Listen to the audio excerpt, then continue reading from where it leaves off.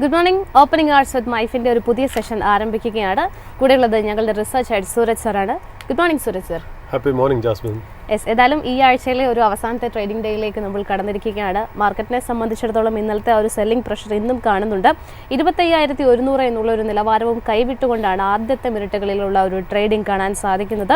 നിഫ്റ്റിയെ സംബന്ധിച്ചിടത്തോളം, ബാങ്ക് നിഫ്റ്റിയെ സംബന്ധിച്ചിടത്തോളം ഇന്നൊരു ബെയറിഷ് സെന്റിമെന്റ് ആണ് തുടക്ക മിനിറ്റിൽ തന്നെ കാണാൻ സാധിക്കുന്നത്. ബാങ്ക് നിഫ്റ്റിയെ സംബന്ധിച്ചിടത്തോളം 0.5% ഒരു ഇടിവിലേക്ക് കൂടി കടക്കുന്നു. ഏതായാലും മറ്റ് പ്രധാനപ്പെട്ട ഡാറ്റകളിലേക്ക് വന്നാൽ, പ്രതീക്ഷകളെ മറികടന്നുകൊണ്ടുള്ള US-ന്റെ ജൂണിൽ റീറ്റെയിൽ വിൽപ്പന മുന്നേറ്റം കുറിച്ചിരിക്കുകയാണ്.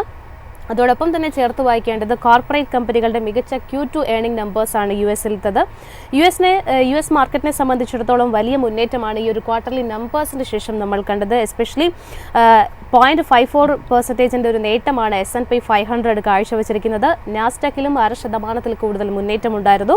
0.5% തന്നെ ഡൗ ജോൺസും നേട്ടം രേഖപ്പെടുത്തിയിരിക്കുകയാണ്. സർ, മികച്ച ഒരു ജൂൺ ക്വാർട്ടർ നമ്പേഴ്സാണ് പെപ്സിക്കോ, അതോടൊപ്പം തന്നെ യുണൈറ്റഡ് എയർലൈൻസ്, നെറ്റ്ഫ്ലിക്സ് അടക്കം പുറത്തുവിട്ടിരിക്കുന്നത്. മറ്റ് പ്രധാനപ്പെട്ട എന്തൊക്കെ അപ്ഡേറ്റ്സ് ആണ് നമുക്ക് ഇന്ന് പ്രേക്ഷകരുമായിട്ട് പങ്കുവയ്ക്കേണ്ടത്? Jasmine, thank God it's a Friday അല്ലേ? അതാണ് ഏറ്റവും വലിയ പോസിറ്റീവ് ആയിട്ടുള്ള കാര്യം എന്നാണ്. അതായത് ഒരു വീക്ക് അവസാനിക്കുന്നു, ഫ്രഷ് ആയിട്ട് നമുക്ക് ഇനി തിങ്കളാഴ്ചയാണ് ഇനി അടുത്ത ഓപ്പണിംഗ് അവേഴ്സ് നമുക്ക് അവതരിപ്പിക്കേണ്ടതെന്നുള്ളത്. ജാസ്മിൻ പറഞ്ഞത് വളരെ ശരിയാണ്. കാര്യം US മാർക്കറ്റിനെ സംബന്ധിച്ചിടത്തോളം S&P ഏതാണ്ട് 0.54% അപ്പാണ്. നാസ്ഡാക്ക് 0.75% അപ്പാണ്.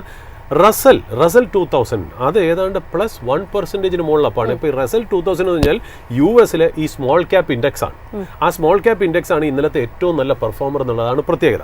അപ്പോൾ ഇതിനകത്ത് ശരിക്കും പറഞ്ഞാൽ ജാസ്മിൻ പറഞ്ഞതാണ് കറക്റ്റ്. അതായത് ഒരു സൈഡിൽ കൂടി US-ൽ വരുന്ന റിസൾട്ട്സ് ഒക്കെ വളരെ നല്ലതാണ്, മാർക്കറ്റും നന്നായിട്ട് പെർഫോം ചെയ്യുന്നു എന്നാണ്. ഇപ്പം ഞാൻ ഇന്നലെ രാത്രി CNBC കണ്ടപ്പോൾ അവർ പറയുന്നുണ്ടല്ലോ, US is in a Goldilocks economic situation എന്നാണ്.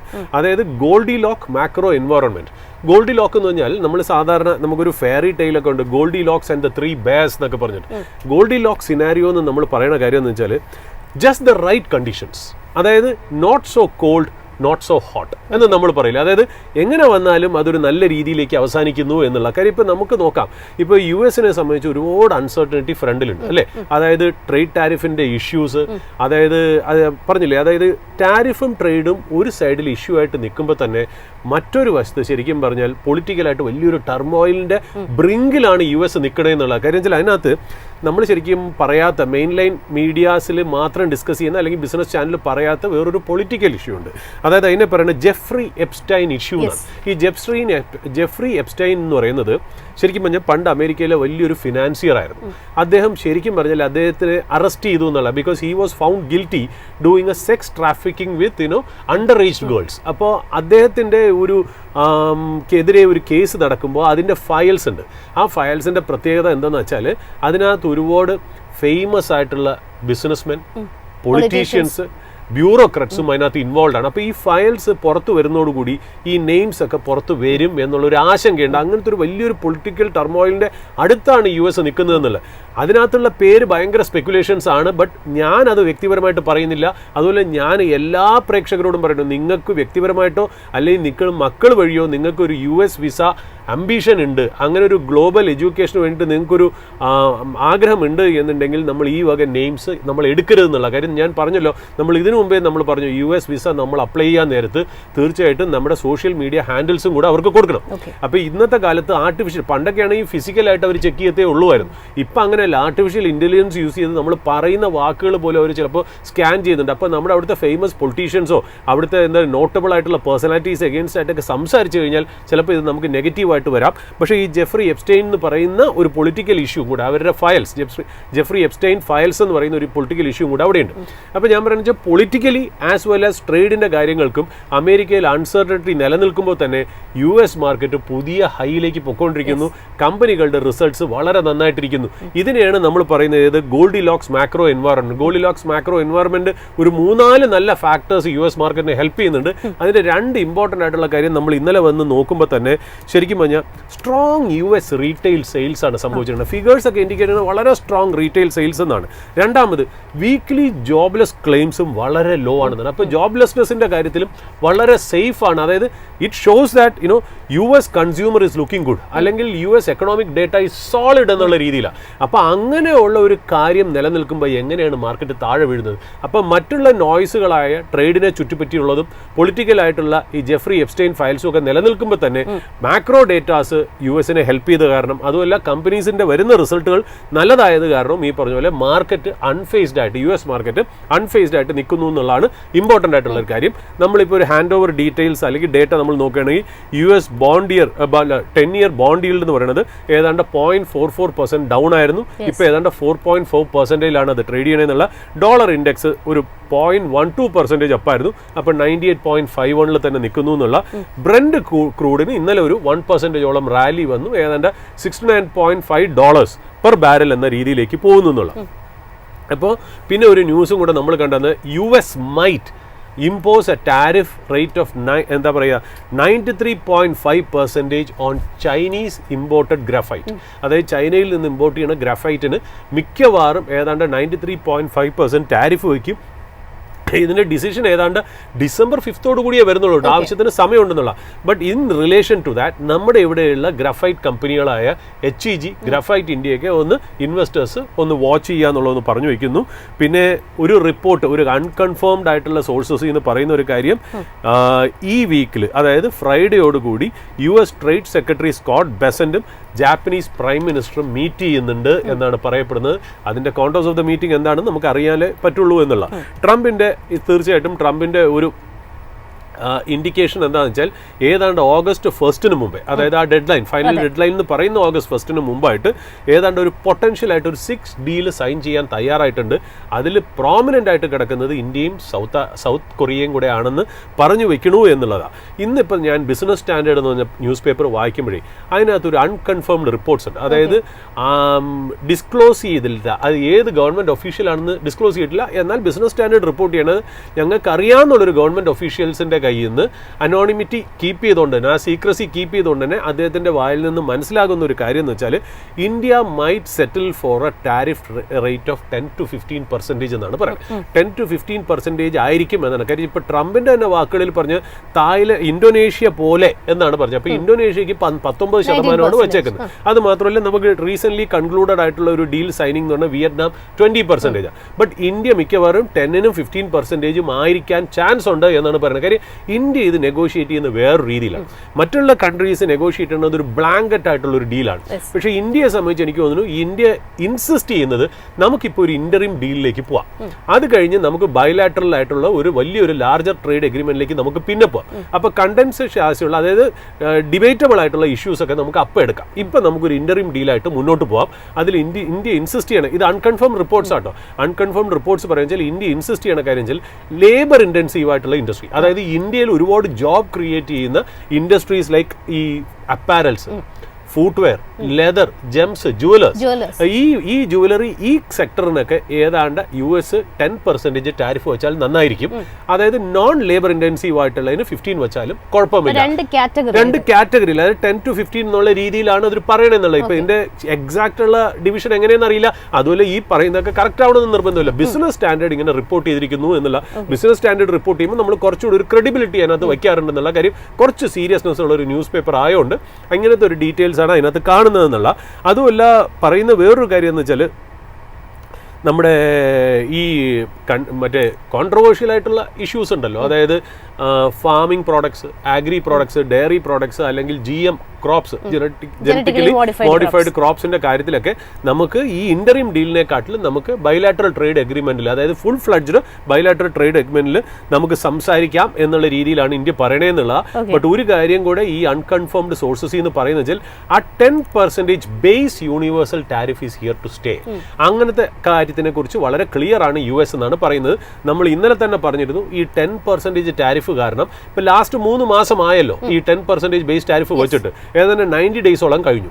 ആ കണക്ക് വെച്ചിട്ട് ഒരു കൊല്ലത്തെ പ്രൊജക്ഷൻ നമ്മൾ നോക്കുകയാണെങ്കിൽ US is earning A revenue of $300 billion A year എന്നുള്ളതാണ് നമ്മൾ പറഞ്ഞു വെക്കുന്നത്. അപ്പോൾ ഒന്ന് ആലോചിച്ച് നോക്കൂ, ഇതിന്റെ മുകളിൽ മറ്റുള്ള രാജ്യങ്ങളായിട്ട് എല്ലാ ട്രേഡിംഗ് പാർട്ട്നേഴ്സായിട്ട് നെഗോഷിയേറ്റ് ചെയ്തിട്ട് എല്ലാ കൺട്രിയും കൂടെ ചേർന്ന് വരുന്ന ഒരു ആവറേജ് ആയിട്ടുള്ള റേറ്റ് ഒരു 5% കൂടെ കൂട്ടി, അതായത് 10% മുകളിൽ ഒരു 5% കൂടെ കൂടി വരികയാണെങ്കിലുള്ള എഫക്റ്റ് ഒന്ന് ആലോചിച്ച് നോക്കൂ.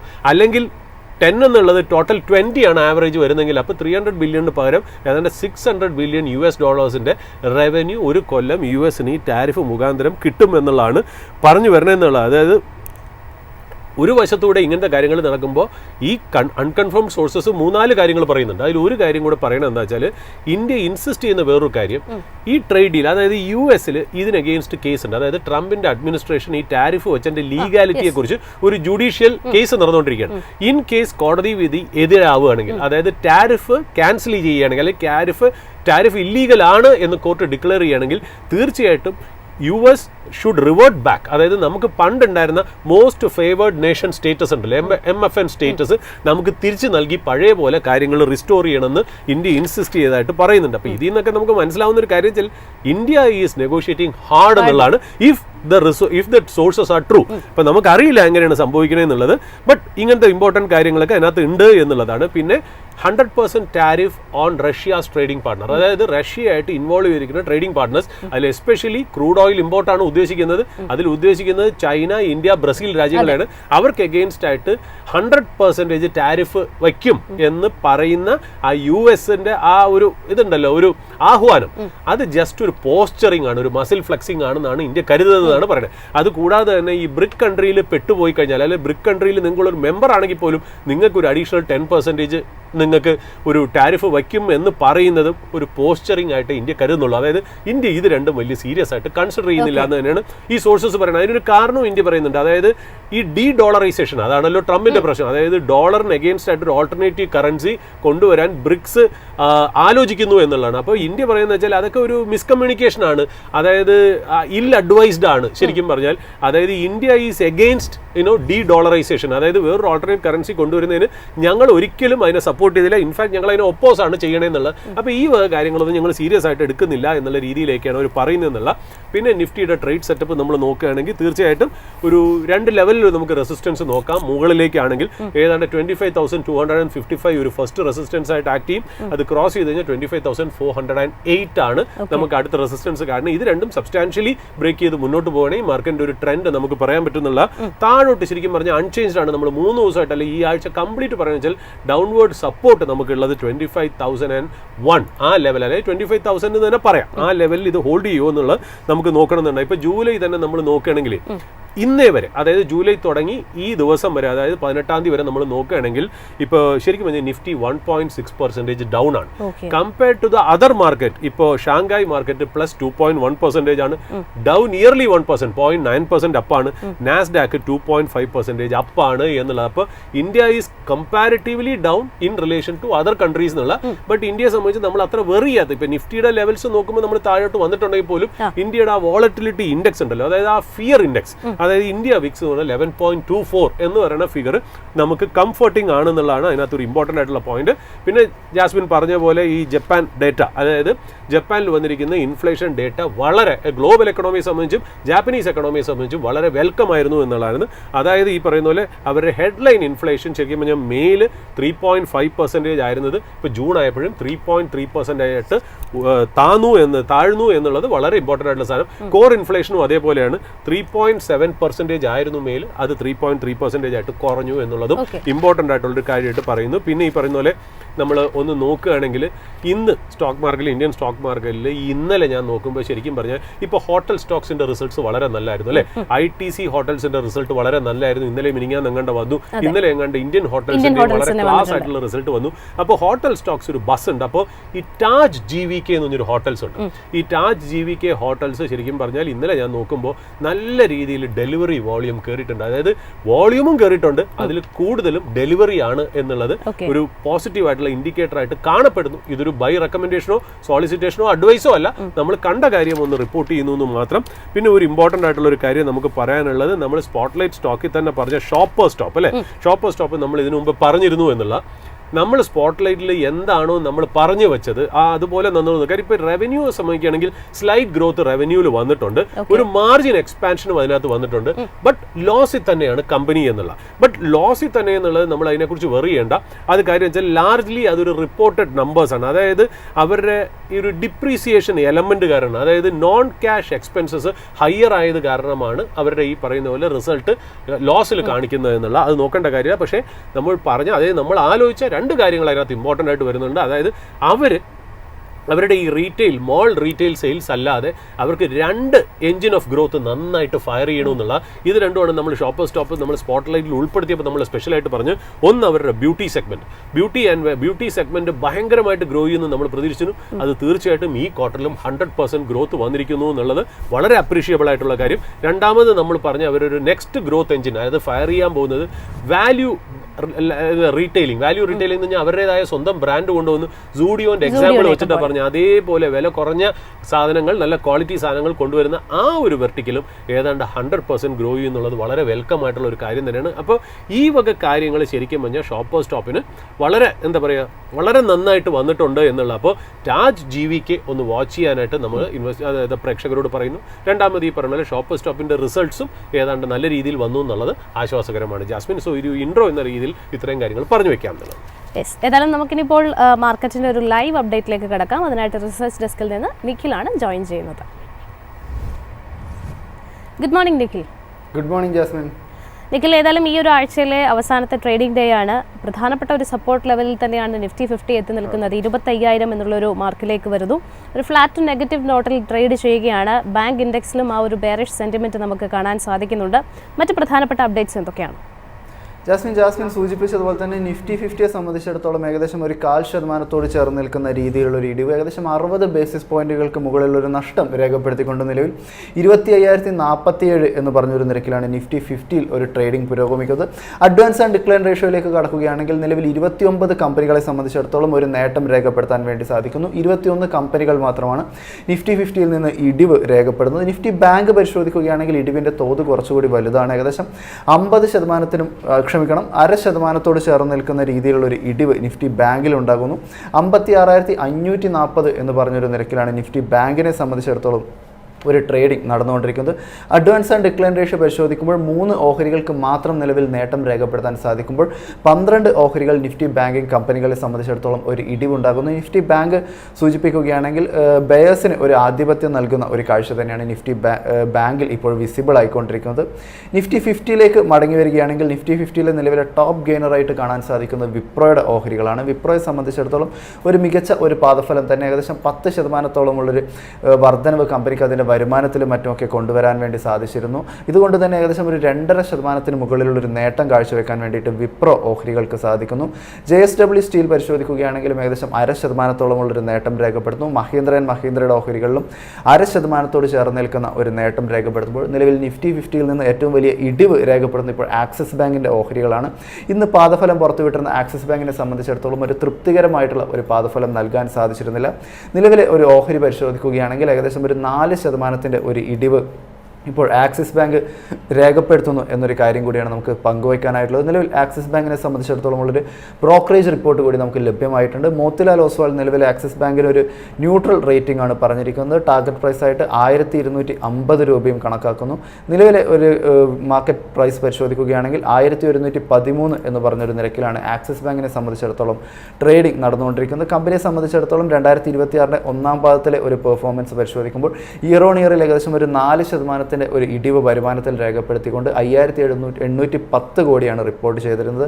നെറ്റ് ഇൻട്രസ്റ്റ് ഇൻകം പരിശോധിക്കുകയാണെങ്കിലും ഇയർ ഓൺ ഇയറിൽ ഒരു ഫ്ലാറ്റായി തുടർന്നപ്പോൾ ക്വാർട്ടർ ഓൺ ക്വാർട്ടർ പരിശോധിക്കുമ്പോൾ 2% ഒരു ഇടിവുണ്ടാകുന്നു. നെറ്റ് ഇൻട്രസ്റ്റ് മാർജിൻ പരിശോധിക്കുകയാണെങ്കിലും ഏകദേശം ഒരു 17 ബേസിസ് പോയിന്റുകളുടെ ഒരു നഷ്ടം രേഖപ്പെടുത്തിക്കൊണ്ട് 3.80% എന്നൊരു നിരക്കിൽ ഒരു ഓൾമോസ്റ്റ് ഒരു ഇൻലൈൻ ആയിട്ടുള്ള എസ്റ്റിമേറ്റുകളായിട്ട് മാച്ച് ചെയ്യുന്ന രീതിയിലുള്ള ഒരു പെർഫോമൻസ് ആണ് കാഴ്ചവെച്ചിട്ടുണ്ടായിരുന്നത്. കമ്പനിയുടെ ബാക്കി പെർഫോമൻസിലേക്ക് കൂടി കടക്കുകയാണെങ്കിൽ അതർ ഇൻകത്തിലും മറ്റും മറ്റുമൊക്കെ കമ്പനിക്ക് ഏകദേശം ഒരു 25.5% ഒരു വർധനവ് ഇയർ ഓൺ ഇയർ കാഴ്ചവെക്കാൻ വേണ്ടി സാധിച്ചു.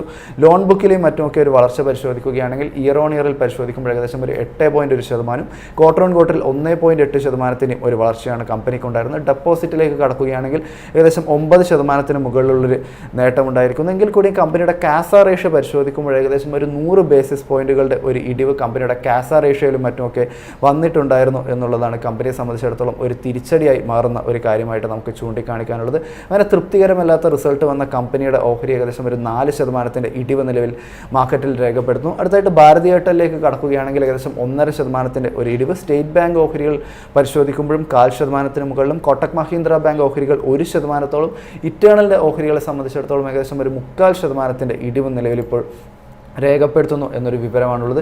അടുത്തായിട്ട് നിഫ്റ്റി ബാങ്കിലേക്ക് കടക്കുകയാണെങ്കിൽ നിഫ്റ്റി ബാങ്കിനെ സംബന്ധിച്ചിടത്തോളം ഏകദേശം 0.5% മുകളിലുള്ളൊരു ഇടിവ് രേഖപ്പെടുത്തിക്കൊണ്ട് 56,516 എന്ന് പറഞ്ഞൊരു നിരക്കിലാണ് നിഫ്റ്റി ബാങ്കിനെ സംബന്ധിച്ചിടത്തോളം ട്രേഡിംഗ് പുരോഗമിക്കുന്നത്. നിഫ്റ്റി ബാങ്കിലെ കമ്പനികളുടെ ഒരു പെർഫോമൻസ് പരിശോധിക്കുകയാണെങ്കിൽ നിലവിൽ പഞ്ചാബ് നാഷണൽ ബാങ്കിൻ്റെയും മറ്റും ഓഹരികൾ ഏകദേശം 0.25% നേട്ടം രേഖപ്പെടുന്നു. കാനറ ബാങ്ക് 0.5%, ഫെഡറൽ ബാങ്കിൻ്റെ ഓഹരികളും ബാങ്ക് ഓഫ് ബറോഡ, ഇൻഡസിൻഡ് ബാങ്കിൻ്റെ ഓഹരികളും ഏകദേശം ഒരു മാർജിനലായ ഒരു നേട്ടം രേഖപ്പെടുത്തിക്കൊണ്ടുള്ള ട്രേഡിംഗ് കൂടിയാണ് കാഴ്ചവെക്കുന്നത്. ഇടിവ് നേരിടുന്ന നിഫ്റ്റി ബാങ്കിംഗ് കമ്പനികൾ പരിശോധിക്കുകയാണെങ്കിൽ ആക്സിസ് ബാങ്ക് മാറ്റി നിർത്തിയിട്ടുണ്ടെങ്കിൽ IDFC ഫസ്റ്റ് ബാങ്ക് ഓഹരികൾ, ICICI ബാങ്കിൻ്റെ ഓഹരികളൊക്കെ തന്നെ ഏകദേശം ഒരു 0.5%-ഓളമുള്ളൊരു ഇടിവ് നേരിടുന്നു. HDFC ബാങ്ക് പരിശോധിക്കുകയാണെങ്കിലും നിലവിലൊരു 0.5%-ഓളമുള്ളൊരു ഇടിവാണ് ഇപ്പോൾ കാഴ്ചവെക്കുന്നത്. ICICI ബാങ്കിനെ സംബന്ധിച്ചിടത്തോളം ആണെങ്കിലും HDFC ബാങ്കിനെ സംബന്ധിച്ചിടത്തോളം രാജ്യത്തെ 2 പ്രധാനപ്പെട്ട ബാങ്കിംഗ് കമ്പനികളുടെയും മറ്റുമൊക്കെ ഒരു പാദഫലവും മറ്റുമൊക്കെ നാളെ വരാനിരിക്കുകയാണ്. അതിന് മുന്നോടിയായിട്ട് നിലവിൽ പരിശോധിക്കുമ്പോൾ ഇരു ഓഹരികളും ഏകദേശം ഒരു 0.5% ഒരു ഇടിവ് നേരിടുന്നു എന്നൊരു കാര്യം കൂടിയാണ് നമുക്കിപ്പോൾ സൂചിപ്പിക്കാനായിട്ടുള്ളത്. നിലവിലെ ഒരു സെക്ടേഴ്സിൻ്റെ ഒരു പെർഫോമൻസ് നിലവിൽ പരിശോധിക്കുകയാണെങ്കിൽ മുൻ ദിനങ്ങളിലും മറ്റുമൊക്കെ കണ്ടതുപോലെ തന്നെ ഒരു മിക്സഡ് ആയിട്ടുള്ള ഒരു പെർഫോമൻസ് തന്നെയാണ് ഇന്നും ഇപ്പോൾ സെക്ടോറിയൽ പെർഫോമൻസിൽ കാണാൻ സാധിക്കുന്നത്. ഒരു മികച്ച മൂമെൻറ്റം നിലവിൽ നിഫ്റ്റി മെറ്റൽ, നിഫ്റ്റി മീഡിയ സൂചികകളും മറ്റുമൊക്കെ നടത്തുമ്പോഴും നിഫ്റ്റി FMCG സൂചികയും മറ്റുമൊക്കെ ഏകദേശം 0.5%-ഓളമുള്ളൊരു ഇടിവ് നിഫ്റ്റി FMCG സൂചിക കാഴ്ചവെക്കുന്നു. 0.5%-ഓളമുള്ളൊരു ഇടിവ് നിഫ്റ്റി ഫൈനാൻഷ്യൽ സർവീസസിലും ഉണ്ടാകുന്നു. ഇപ്പോൾ മികച്ച ഒരു മൊമെൻറ്റം കാഴ്ചവെച്ചുകൊണ്ടിരിക്കുന്ന നിഫ്റ്റി മെറ്റൽ സൂചികയിലേക്ക് കടക്കുകയാണെങ്കിൽ ഏകദേശം 0.5% മുകളിലുള്ളൊരു നേട്ടം കാഴ്ചവെച്ചുകൊണ്ട് 9478 എന്ന് പറഞ്ഞൊരു നിരക്കിലാണ് നിഫ്റ്റി മെറ്റൽ സൂചികയിൽ ഒരു ട്രേഡിംഗ് നടക്കുന്നത്. നിഫ്റ്റി മെറ്റലിലെ കമ്പനികളുടെ ഒരു പെർഫോമൻസിൽ ജിൻഡാൽ സ്റ്റെയിൻലെസ്സിൻ്റെ ഓഹരികൾ ഏകദേശം 1.25%-ഓളമുള്ളൊരു നേട്ടം, ടാറ്റ സ്റ്റീൽ ഓഹരികൾക്ക് 1.25% മുകളിലും, ജിൻഡാൽ സ്റ്റീൽ ആൻഡ് പവറിനെ സംബന്ധിച്ചിടത്തോളം 0.5% മുകളിലുമുള്ളൊരു നേട്ടം ഉണ്ടാകുന്നു. NMDCയിലേക്ക് കടക്കുകയാണെങ്കിലും നേട്ടം 1% മുകളിലേക്കാണുള്ളത്. എങ്കിൽ കൂടിയും രത്നാമണി മെറ്റൽസ് ട്യൂബ്സ് ലിമിറ്റഡിൻ്റെയും മറ്റുമൊക്കെ ഓഹരികൾ ഏകദേശം 0.5% മുകളിലുള്ള ഇടിവ് രേഖപ്പെടുത്തുമ്പോൾ Welspun corporation, Adani enterprises, national aluminium corporation എന്നീ പറയുന്ന ഓഹരികൾ ഏകദേശം ഒരു മാർജിനിലായിരിക്കുന്ന ഒരു ഇടിവ് രേഖപ്പെടുത്തിക്കൊണ്ടുള്ള ഒരു ട്രേഡിംഗ് നിലവിൽ ഇപ്പോൾ വിപണിയിൽ കാഴ്ചവെക്കുന്നു. ഇന്നത്തെ നിഫ്റ്റി മീഡിയയുടെ ട്രേഡിംഗ് പരിശോധിക്കുകയാണെങ്കിലും 0.5% മുകളിലുള്ളൊരു നേട്ടം രേഖപ്പെടുത്തിക്കൊണ്ട് 1764 എന്ന് പറഞ്ഞൊരു നിരക്കിലാണ് നിഫ്റ്റി മീഡിയയിലും ട്രേഡിംഗ് നടന്നുകൊണ്ടിരിക്കുന്നത്. ഇതിൽ തന്നെ സരിഗമ ഇന്ത്യ ലിമിറ്റഡിൻ്റെ ഓഹരികളിൽ ഒരു മികച്ച പെർഫോമൻസ് ഉണ്ടാകുന്നു. ഏകദേശം 5%-ഓളമുള്ളൊരു നേട്ടം രേഖപ്പെടുത്തിക്കൊണ്ട് സരിഗമയുടെ ഓഹരികളിൽ ട്രേഡിംഗ് പുരോഗമിക്കുമ്പോൾ ഡിഷ് TV ഇന്ത്യ ഓഹരികൾ ഏകദേശം 1.25% മുകളിലുള്ളൊരു നേട്ടം, ടിപ്സ് ഇൻഡസ്ട്രീസിലെ നേട്ടം 1% മുകളിലും എത്തുന്നു. നെറ്റ്വർക്ക് 18 ഓഹരികളെ സംബന്ധിച്ചിടത്തോളം കമ്പനിയുടെ പാദഫലവും മറ്റുമൊക്കെ വന്നതിന് ശേഷം വലിയ ഒരു റാലിയിലേക്ക് തന്നെയായിരുന്നു ഓഹരി കടന്നിരുന്നത്. നിലവിലെ ഒരു പെർഫോമൻസ് പരിശോധിക്കുകയാണെങ്കിലും ഏകദേശം 2.5%-ഓട് ചേർന്ന് നിൽക്കുന്ന ഒരു നേട്ടം നിലനിർത്താൻ നെറ്റ്വർക്ക് 18-നും സാധിക്കുന്നു. ഇടിവിലുള്ള ഓഹരികൾ പരിശോധിക്കുകയാണെങ്കിൽ ഹാത്വേ കേബിൾസിൻ്റെ ഓഹരികൾ ഏകദേശം 0.5%-ഓളമുള്ളൊരു ഇടിവ്, ഡെൻ നെറ്റ്വർക്ക്സ് പരിശോധിക്കുകയാണെങ്കിലും PVR ഐനോക്സ് പരിശോധിക്കുകയാണെങ്കിലും മറ്റും 0.5%-ന് മുകളിലുള്ളൊരു ഇടിവും നിലനിർത്തിക്കൊണ്ടുള്ള ഒരു ട്രേഡിംഗ് ആണ് നിലവിൽ ഇപ്പോൾ നടന്നുകൊണ്ടിരിക്കുന്നത്. നിഫ്റ്റി റിയൽറ്റി സൂചികയിലേക്ക് കടക്കുകയാണെങ്കിലും ഇന്നത്തെ ദിനത്തിൽ മികച്ച ഒരു പെർഫോമൻസ് നിഫ്റ്റി റിയൽറ്റിയുടെ ഭാഗത്ത് നിന്നും ഉണ്ടാകുന്നു. ഏകദേശം 0.5%-ഓട് ചേർന്ന് നിൽക്കുന്ന രീതിയിൽ നേട്ടം രേഖപ്പെടുത്തിക്കൊണ്ട് 1005 എന്ന് പറഞ്ഞൊരു നിരക്കിലാണ് നിഫ്റ്റി റിയൽറ്റിയെ സംബന്ധിച്ചിടത്തോളം ട്രേഡിംഗ് പുരോഗമിക്കുന്നത്. ഇതിൽ തന്നെ പ്രസ്റ്റീജ് എസ്റ്റേറ്റ്സിൻ്റെയും മറ്റുമൊക്കെ ഓഹരികൾ പരിശോധിക്കുമ്പോൾ ഏകദേശം 0.25%-ന് മുകളിലുള്ളൊരു നേട്ടം പ്രസ്റ്റീജ് എസ്റ്റേറ്റ് കാഴ്ചവെക്കുന്നു. ലോധ ഡെവലപ്പേഴ്സ് പരിശോധിക്കുകയാണെങ്കിൽ 1.25%-ന്റെ നേട്ടം ഉണ്ടാകുമ്പോൾ റെയ്മണ്ട് ഓഹരികൾ 0.25%-ഓളമുള്ളൊരു നേട്ടവും രേഖപ്പെടുന്നു. ഒബ്രോയ് റിയൽറ്റി 0.5%-ഓളം, ഗോദ്രേജ് പ്രോപ്പർട്ടീസിൻ്റെ ഓഹരികളിൽ 0.5%-ന് മുകളിലുമുള്ളൊരു നേട്ടം രേഖപ്പെടുത്തിക്കൊണ്ട് നിഫ്റ്റി റിയൽറ്റിയിലും ഒരു ട്രേഡിംഗ് നടന്നുകൊണ്ടിരിക്കുന്നു എന്നൊരു വിവരമാണ് നമുക്കിപ്പോൾ പങ്കുവയ്ക്കാനായിട്ടുള്ളത്. മറ്റൊരു ബ്രോക്കറേജ് റിപ്പോർട്ടിലേക്ക് കൂടി കടക്കുകയാണെങ്കിൽ ഇപ്പോൾ സൂചിപ്പിക്കാനായിട്ടുള്ളത് മോത്തിലാൽ ഒസ്വാൾ HDFC AMCക്ക് HDFC AMCക്ക് ഒരു ബൈ റേറ്റിംഗ് നൽകിയിരിക്കുന്നു എന്നൊരു വിവരമാണ്. നിലവിൽ ടാർഗറ്റ് പ്രൈസായിട്ട് 6400 രൂപയാണ് ടാർഗറ്റ് പ്രൈസായിട്ട് പറഞ്ഞിരിക്കുന്നത്. 5586 എന്ന് പറഞ്ഞൊരു നിരക്കിലാണ് HDFC AMCയെ സംബന്ധിച്ചിടത്തോളം നിലവിൽ ട്രേഡിംഗ് നടന്നുകൊണ്ടിരിക്കുന്നത്. കമ്പനിയുടെ ഒരു ഒന്നാം പാദഫലവും മറ്റുമൊക്കെ പരിശോധിക്കുകയാണെങ്കിൽ കമ്പനിയുടെ റവന്യൂവും മറ്റുമൊക്കെ ഏകദേശം 25% ഒരു നേട്ടം ഇയർ ഓൺ ഇയറിൽ കാഴ്ചവെച്ചിട്ടുണ്ടായിരുന്നു. എബിഡ പരിശോധിക്കുകയാണെങ്കിലും ഇയർ ഓൺ ഇയറിൽ 30% മുകളിലുള്ളൊരു നേട്ടം. എബിഡ മാർജിൻ ഏകദേശം ഒരു 88% എന്നുള്ളൊരു നിരക്കിലെത്തിയിരുന്നു. അതായത് 2025 ഒന്നാം പാദവുമായി കമ്പയർ ചെയ്യുമ്പോൾ ഒരു 3% ഒരു വളർച്ചയുണ്ടായിരുന്നു. പ്രോഫിറ്റ് ആഫ്റ്റർ ടാക്സ് പരിശോധിക്കുകയാണെങ്കിൽ ഇയർ ഓൺ ഇയറിൽ 24%, ക്വാർട്ടർ ഓൺ ക്വാർട്ടറിൽ 17% ഒരു വളർച്ച കാഴ്ചവെച്ചിരുന്നു. ഒരു എസ്റ്റിമേറ്റുമായിട്ട് കമ്പയർ ചെയ്യുമ്പോൾ ഏകദേശം ഒരു 9.5% ഒരു നേട്ടം കമ്പനിക്ക് നെറ്റ് പ്രോഫിറ്റിലും കാഴ്ചവെക്കാൻ സാധിച്ചിരുന്നു. ഈ ഒരു മികച്ച ഒരു പെർഫോമൻസിന് മുൻനിർത്തിക്കൊണ്ട് നിലയിൽ ഇപ്പോൾ മോത്തിലാൽ ഒസ്വാൾ HDFC AMCക്ക് ഒരു ബൈ റേറ്റിംഗ് നൽകിയിരിക്കുന്നു എന്നൊരു വിവരം കൂടിയാണ് നമുക്കിപ്പോൾ പങ്കുവയ്ക്കാനായിട്ടുള്ളത്. അവസാനമായിട്ട് മാർക്കറ്റിലേക്ക് ഇപ്പോൾ മടങ്ങി വരികയാണെങ്കിൽ നിലവിൽ നിഫ്റ്റി 50യെ സംബന്ധിച്ചിടത്തോളമുള്ള ഇടിവ് ഏകദേശം ഒരു 0.5% മുകളിലേക്ക് കടന്നിരിക്കുന്നു. 90 ബേസിസ് പോയിന്റുകളുടെ ഒരു നഷ്ടം രേഖപ്പെടുത്തിക്കൊണ്ട് 20,023 എന്ന് പറഞ്ഞൊരു നിരക്കിൽ നിഫ്റ്റി ബാങ്കിൽ ട്രേഡിംഗ് നടക്കുന്നു.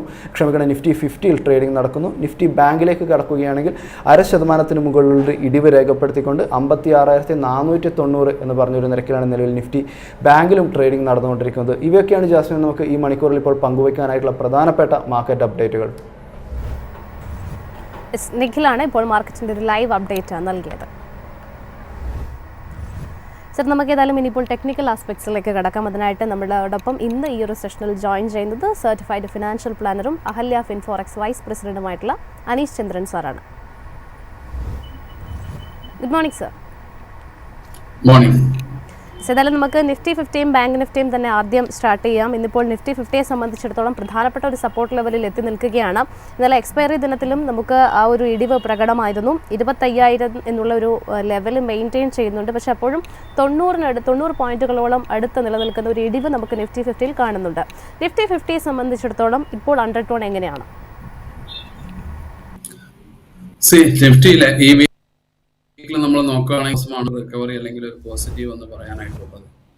ബാക്കിയുള്ള ദിവസങ്ങളിലൊക്കെ നെഗറ്റീവ് അല്ലെങ്കിൽ ഒരു ദിവസം ഫ്ലാറ്റും ആയിരുന്നു. ഇപ്പം നമ്മൾ വലിയൊരു മൂവ്മെന്റ്സ് അപ് സൈഡോ ഡൗൺ സൈഡോ കണ്ടില്ല. കഴിഞ്ഞ വീക്കിലെ പോലെ തന്നെയായിരുന്നു ഒരു വോൾട്ടാലിറ്റി എന്ന് പറയുന്നത്. ടോട്ടൽ വോൾട്ടാലിറ്റി വളരെ സ്ലോ ആയിരുന്നു. വോൾട്ടാലിറ്റി കുറവായിരുന്നു എന്ന് തന്നെയാണ് നമുക്ക് പറയാൻ വേണ്ടി കഴിയും. സോ ഇപ്പൊ ഇവിടെ നിന്ന് മാർക്കറ്റിലേക്ക് വീണ്ടും മൊമെന്റം ഗെയിൻ ചെയ്യണമെങ്കിൽ തീർച്ചയായിട്ടും ഒരു പ്രോഫിറ്റ് ബുക്കിങ്ങോ അതോ വരാണ്ടുണ്ട്. കാരണം ഇതെല്ലാം റിസൾട്ട് സീസൺ ആണ്. റിസൾട്ടുകൾക്ക് അനുസരിച്ചിട്ട് ഇൻഡിവിജ്വൽ സ്റ്റോക്സിൽ വരുന്ന പെർഫോമൻസുകളാണ് നമുക്കിപ്പോൾ ഈ വോൾട്ടാലിറ്റി കൂടിയതായിട്ട് ഫീൽ ചെയ്യുന്നത്. ബട്ട് ആൾ ടുഗദർ നമ്മൾ നോക്കുകയാണെങ്കിൽ ഇൻഡെക്സിൽ വലിയ മൂവ്മെന്റ്സ് ഒന്നും തന്നെ ഇപ്പോൾ വന്നിട്ടില്ല. ബട്ട് കുറച്ച് ഡൗണും ആണ്. അപ്പോൾ എനിക്ക് തോന്നുന്ന ഒരു 25,000 എന്ന് പറയുന്ന ഒരു ലെവല് ബ്രേക്ക് ചെയ്യുവാണെങ്കിൽ കുറച്ച് താഴോട്ട് പോയിട്ടായിരിക്കും അടുത്തൊരു മൊമെന്റം ഗെയിൻ ചെയ്യാനുള്ള സാധ്യതയുണ്ട്. കാരണം ഈ ലെവലിലെ ഇൻഡെക്സിനെ ആരും തന്നെ ബൈ ചെയ്യുന്നില്ല എന്നതാണ് നമുക്ക് നോക്കാനായിട്ട് പറ്റുന്നത്. സോ ഇപ്പോൾ നെക്സ്റ്റ് നമുക്ക് പറയാൻ പറ്റുന്ന സപ്പോർട്ട് എന്ന് പറഞ്ഞാൽ 25 ബ്രേക്ക് ചെയ്ത് കഴിഞ്ഞാൽ 25,000 ബ്രേക്ക് ചെയ്ത് കഴിഞ്ഞാൽ 24,700 പോകാനുള്ള സാധ്യത ഉണ്ട്.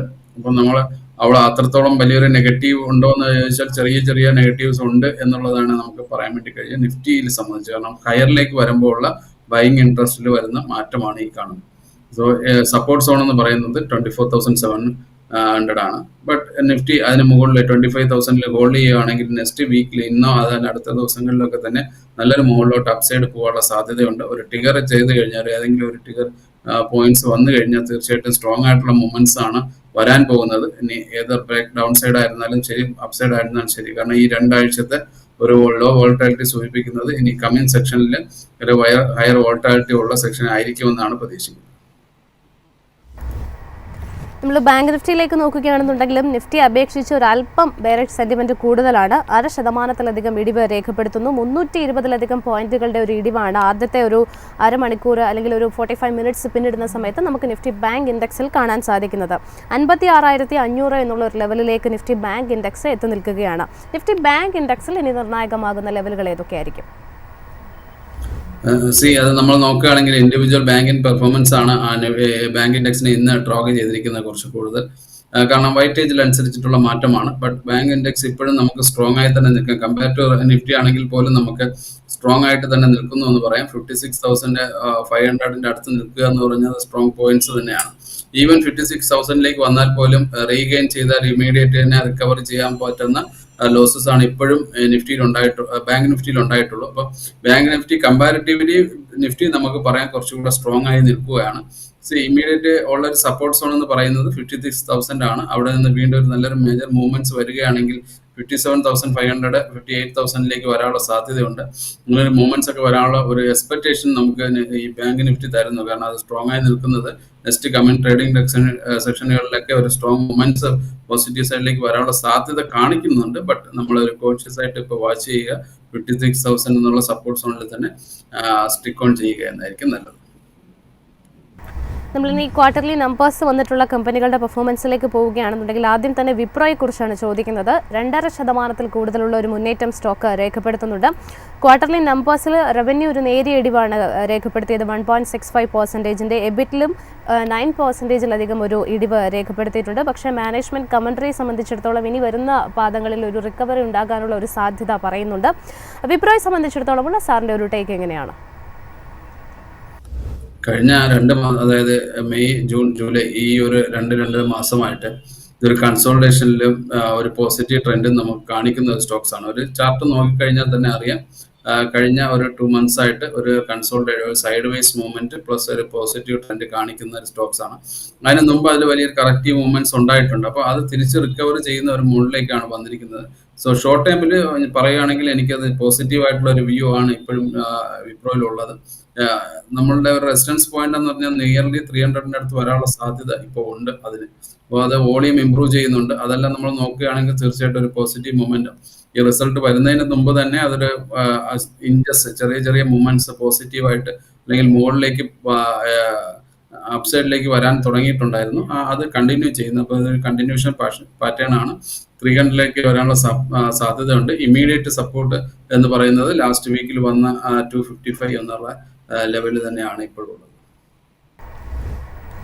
മറ്റൊരു സ്റ്റോക്ക് LTI Mindtree ആണ്. ഇന്ന് സ്റ്റോക്കിനെ സംബന്ധിച്ചിടത്തോളം 1.5%-ലധികം ഇടിവ് രേഖപ്പെടുത്തുകയാണ്. നമ്പേഴ്സിലേക്ക് വന്നു കഴിഞ്ഞാൽ റവന്യൂവിൽ ഒരു നേരിയ മുന്നേറ്റമാണ് കണ്ടിട്ടുണ്ടായിരുന്നത്. എബിറ്റയിലും സമാനമായിട്ടുള്ള ഒരു 5% ഒരു മുന്നേറ്റം. എബിറ്റ് മാർജിനെ സംബന്ധിച്ചിടത്തോളം നേരിയ തോതിൽ ഒന്ന് മെച്ചപ്പെട്ടിട്ടുണ്ട് എന്ന് തന്നെ പറയാം. പക്ഷേ ഈ ഒരു റിസൾട്ടുകൾക്ക് ശേഷം ഇതൊരു പ്രോഫിറ്റ് ടേക്കിംഗ് മോഡിലാണ് സ്റ്റോക്ക് ഉള്ളത്. കമ്പനിയെ സംബന്ധിച്ചിടത്തോളം മൾട്ടിപ്പിൾ ആയിട്ടുള്ള ചലഞ്ചസ് മാക്രോ ആൻഡ് മൈക്രോ തലത്തിൽ ഫേസ് ചെയ്യുന്നു എന്നാണ് പല അനലിസ്റ്റുകളും സൂചിപ്പിക്കുന്നത്. ഈ ഒരു സ്റ്റോക്കിലുള്ള സാറിൻ്റെ ഒരു എങ്ങനെയാണ്? ഇത് റിസൾട്ടിന് മുമ്പുള്ള കുറച്ച് ദിവസങ്ങൾ നിങ്ങൾ നോക്കിയാൽ, ഏകദേശം കഴിഞ്ഞ ഈ ഒരു മന്തിന്റെ തുടക്കത്തിൽ നോക്കിയാൽ അത് ഒരു പോസിറ്റീവായിട്ട് നമുക്കത് ഗെയിൻ ചെയ്തത് കാണാൻ കഴിയും. ഇപ്പൊ നമ്മൾ നോക്കുകയാണെങ്കിൽ ഏകദേശം 4,500 ലെവലിൽ കഴിഞ്ഞ മാസം നിന്നിട്ട് അതൊരു 5,000 നിയർലി 5,400 ലെവലിലേക്ക് വന്നിട്ടുണ്ടായിരുന്നു. അപ്പൊ ഇത് റിസൾട്ടിന് മുമ്പുള്ള ഒരു ചെറിയ റിലീഫ് റാലി അവിടെ ഉണ്ടായിട്ടുണ്ട്. അതിനുശേഷം വന്ന കമന്ററികളും ബാക്കിയുള്ള കാര്യങ്ങളുമാണ് ഇപ്പോൾ ഒരു പ്രോഫിറ്റ് ബുക്കിംഗിലേക്ക് കൊണ്ടുവന്നിരിക്കുന്നത്. ഈവൻ ദോ ദാറ്റ് അതൊരു ആവറേജ് എബോ വോളിയത്തിലാണ് ഈ സെല്ലിംഗ് നടക്കുന്നത്. നമുക്ക് പറയാൻ പറ്റുന്നത് ഒരു 5,000 ലെവലിൽ വീണ്ടും അത് കൺസോൾട്ടേഷൻ ചെയ്യാനുള്ള സാധ്യതയുണ്ട്. 4,500 കയറി വന്നതുകൊണ്ട് ഇമ്മീഡിയറ്റ്ലി ഒരു സപ്പോർട്ട് സോൺ എന്ന് പറയുന്നത് 5,000 ആണ്. ഈ ഒരു ലെവലിൽ വീണ്ടും കൺസോൾട്ടേഷൻ ചെയ്യാനുള്ള സാധ്യത ഉണ്ട് എന്നാണ് എനിക്ക് തോന്നുന്നത്. വലിയ നെഗറ്റിവിറ്റി ഇപ്പോൾ ഇല്ല. ഈവൻ കമന്ററികളൊക്കെ ഉണ്ടെങ്കിലും അല്ലെങ്കിൽ നെഗറ്റീവ് എക്സ്പെക്ട് ചെയ്യുന്നെങ്കിൽ പോലും അത് എക്സ്പെക്റ്റഡ് ആയതുകൊണ്ടായിരിക്കാം മാർക്കറ്റ് അത്രത്തോളം തന്നെ, അല്ലെങ്കിൽ ആ ഒരു കമ്പനിയിൽ അത്രത്തോളം തന്നെ പ്രൈസിലെ ഡിഫറൻസ് കാണിക്കുന്നില്ല. സോ ഇപ്പോഴും അത് സ്ട്രോങ് ആയി നിൽക്കുന്നു എന്ന് തന്നെ നമുക്ക് പറയാൻ വേണ്ടി കഴിയും. ക്വാർട്ടർലി നമ്പേഴ്സിന് ശേഷം ഇന്നിപ്പോൾ ജിയോഫിനിന്റെ ഓഹരികൾ ഒരു ഫ്ലാറ്റ് ടു നെഗറ്റീവ് ടോണിലേക്കുള്ള ട്രേഡിംഗ് ആണ് ആദ്യ മിനിറ്റുകളിൽ കാഴ്ചവെക്കുന്നത്. നമ്പേഴ്സിലേക്ക് വരികയാണെന്നുണ്ടെങ്കിൽ ജിയോ ഫിനാൻസിന്റെ നെറ്റ് പ്രോഫിറ്റിൽ 3.8% ഒരു ഇംപ്രൂവ്മെന്റ് ഉണ്ടായിട്ടുണ്ട്. ടോട്ടൽ ഇൻകം 48.3% ഒരു മുന്നേറ്റം രേഖപ്പെടുത്തിയിരിക്കുന്നു. 418 കോടിയിൽ നിന്നും 619 കോടിയായിട്ടാണ് രേഖപ്പെടുത്തിയിരിക്കുന്നത്. ജിയോ ഫിനാൻസിനെ സംബന്ധിച്ചിടത്തോളം സാറിന്റെ ഒരു വ്യൂ എങ്ങനെയാണ്? കഴിഞ്ഞ ഏപ്രിലിന് ശേഷം നമ്മൾ ഒരു പോസിറ്റീവ് വ്യൂ മെയിൻറ്റെയിൻ ചെയ്യുന്നുണ്ട്. ഞാൻ സ്റ്റിൽ അതൊരു പോസിറ്റീവ് വ്യൂ തന്നെ മെയിൻറ്റെയിൻ ചെയ്യുന്നുണ്ട്. ഓരോ മൂമെന്റ്സ് വരികയും അതിനനുസരിച്ചിട്ടുള്ള പ്രോഫിറ്റ് ബുക്കിംഗ്, ഓരോ റിട്രേസ്മെന്റ് വരികയും അങ്ങനെ പോകുന്ന ഒരു പാറ്റേൺ ആണ് നമുക്ക് കാണാൻ കഴിയുന്നത്. ഹയർ അപ്പ് സൈഡ് വരുന്നുണ്ട്, ഹയർ ലോവർ സൈഡും വരുന്നുണ്ട്. അപ്പോൾ അതുകൊണ്ട് അത്രത്തോളം വറി ചെയ്യേണ്ട ഒരു ആവശ്യമില്ല. എന്തെങ്കിലും ഒരു ഡിപ്പ് വരികയാണെങ്കിൽ വീണ്ടും നിയർലി 300 കിട്ടുകയാണെങ്കിൽ വീണ്ടും ബൈ റീറ്റെയിലേഴ്സിന് നോക്കാവുന്ന ഒരു സ്റ്റോക്സ് തന്നെയാണ്. തീർച്ചയായിട്ടും ഈ 300 അടുത്ത് വന്ന് പ്രോഫിറ്റ് ബുക്കിംഗ് വന്നതിന് ശേഷം മുകളിലോട്ട് പോവുകയാണെങ്കിൽ 340, 360 വരാനുള്ള സാധ്യത ഇമ്മീഡിയറ്റ്ലി ഉണ്ട്. ആ ഒരു കണ്ടിന്യൂഷൻ പാറ്റേൺ തന്നെയാണ് പോസിറ്റീവ് സൈഡിൽ അത് കാണിക്കുന്നത്. അത് സ്റ്റിൽ കണ്ടിന്യൂ ചെയ്യും. വോളിയം എന്ന് പറയുന്നത് വളരെ സ്റ്റേബിൾ ആണ്. അപ്പോൾ അത്രത്തോളം ഇമ്പ്രൂവ്മെന്റ് വരുന്നില്ലെങ്കിൽ പോലും ഒരു സ്റ്റേബിളായ വോളിയം ഇപ്പം നിലനിർത്താൻ കഴിയുന്നത് കൊണ്ട് നമുക്ക് വളരെ നെഗറ്റീവ് എന്ന് പറയാൻ കഴിയില്ല. സോ അതൊരു ഇൻജസ്റ്റ് ചെയ്ത് മുകളിലോട്ട് പോകും തന്നെയാണ് പ്രതീക്ഷിക്കുന്നത്. 340 ഇമ്മീഡിയറ്റ് ഉള്ള റെസിസ്റ്റൻസ് 360 വരെയൊക്കെ പോകാനുള്ള സാധ്യത ഉണ്ട്. 1.5% ഇടിവ് രേഖപ്പെടുത്തുന്ന മറ്റൊരു സ്റ്റോക്ക് സിയറ്റ് ആണ്. ക്വാർട്ടർലി നമ്പേഴ്സിന് ശേഷം ഇപ്പോൾ 1.69% സ്റ്റോക്ക് ഇടിഞ്ഞിരിക്കുകയാണ്. സ്ട്രീറ്റ് എസ്റ്റിമേറ്റുകൾക്കൊത്ത് ഉയരാനായിട്ട് റിസൾട്ടുകളിൽ സിയറ്റിന് സാധിച്ചിട്ടില്ല. പ്രത്യേകിച്ച് ധാരാളം വെല്ലുവിളികൾ ഉണ്ടായിരുന്നു. എസ്പെഷ്യലി ക്രൂഡിന്റെ വിലയിലടക്കം കാര്യമായിട്ടുള്ള ഒരു ഏറ്റക്കുറച്ചിലുകൾ ഉണ്ടായിരുന്ന ഒരു പാദമായിരുന്നു കഴിഞ്ഞു പോയത്. സിയറ്റിനെ സംബന്ധിച്ചിടത്തോളമുള്ള നിലവിലത്തെ ഒരു ലെവലിൽ പ്രധാനപ്പെട്ട ലെവൽസ് ഏതൊക്കെയാണ്? സിയറ്റില് 2-3 ട്രേഡിംഗ് സെഷനായിട്ടുള്ള ഒരു നെഗറ്റീവ് ട്രെൻഡാണ്. സോ എനിക്ക് തോന്നുന്നത് അത് ഇന്ന് റിസൾട്ടൊക്കെ വന്നതിന് ശേഷം വീണ്ടും റിക്കവർ ചെയ്യുമെന്നാണ് എനിക്ക് തോന്നുന്നത്. ഇന്നത്തെ തന്നെ ഒരു ട്രേഡിംഗ് ഡേയിൽ നോക്കിയാൽ ചിലപ്പോൾ മുകളിലോട്ട് വരാനുള്ള സാധ്യത നമുക്ക് തള്ളിക്കളയാൻ കഴിയില്ല. അപ്പോൾ വളരെ ക്രൂഷ്യലായിട്ട് ഒരു സപ്പോർട്ട് സോണിലാണ് ഇപ്പോൾ 3700 എന്ന് പറയുന്ന ആ സപ്പോർട്ട് സോൺ ഉണ്ട്. അതുകൊണ്ട് തീർച്ചയായിട്ടും എനിക്ക് റിക്കവറി അല്ലെങ്കിൽ ഒരു വീണ്ടും ഒരു റിട്രേഡ് ബൈ അതിൽ വരാനുള്ള സാധ്യത ഉണ്ട്. നമുക്കത് തള്ളിക്കളയാൻ കഴിയില്ല. അറൗണ്ട് 4000 ലെവലിലേക്ക് റെസിസ്റ്റൻസ് നോക്കാം എന്നാണ് എനിക്കിപ്പോൾ പ്രതീക്ഷിക്കുന്നത്. ഇമ്മീഡിയറ്റ്ലി ഒരു റിക്കവറി വരാനുള്ള സാധ്യത ഈ ചാർട്ട് പാറ്റേൺ വെച്ചിട്ട് നമുക്ക് പറയാൻ കഴിയും. അനീഷ് സർ, അവസാനമായിട്ട് നമ്മൾ ടാറ്റ കമ്മ്യൂണിക്കേഷൻ്റെ ഒരു റിസൾട്ടുകളിലേക്ക് കൂടി പോവുകയാണെന്നുണ്ടെങ്കിൽ റിസൾട്ടുകൾക്ക് ശേഷം ഇന്നിപ്പോൾ ഏറ്റവും അധികം മുന്നേറ്റം രേഖപ്പെടുത്തുന്ന ഒരു സ്റ്റോക്കായിട്ട് ടാറ്റ കമ്മ്യൂണിക്കേഷൻ മാറുകയാണ്. 3.57% ഒരു മുന്നേറ്റം നമുക്ക് കാണാൻ സാധിക്കുന്നുണ്ട്. 1792 രൂപ എന്നുള്ളൊരു നിലവാരത്തിലാണ് ഈ സ്റ്റോക്ക് ട്രേഡ് ചെയ്യുന്നത്.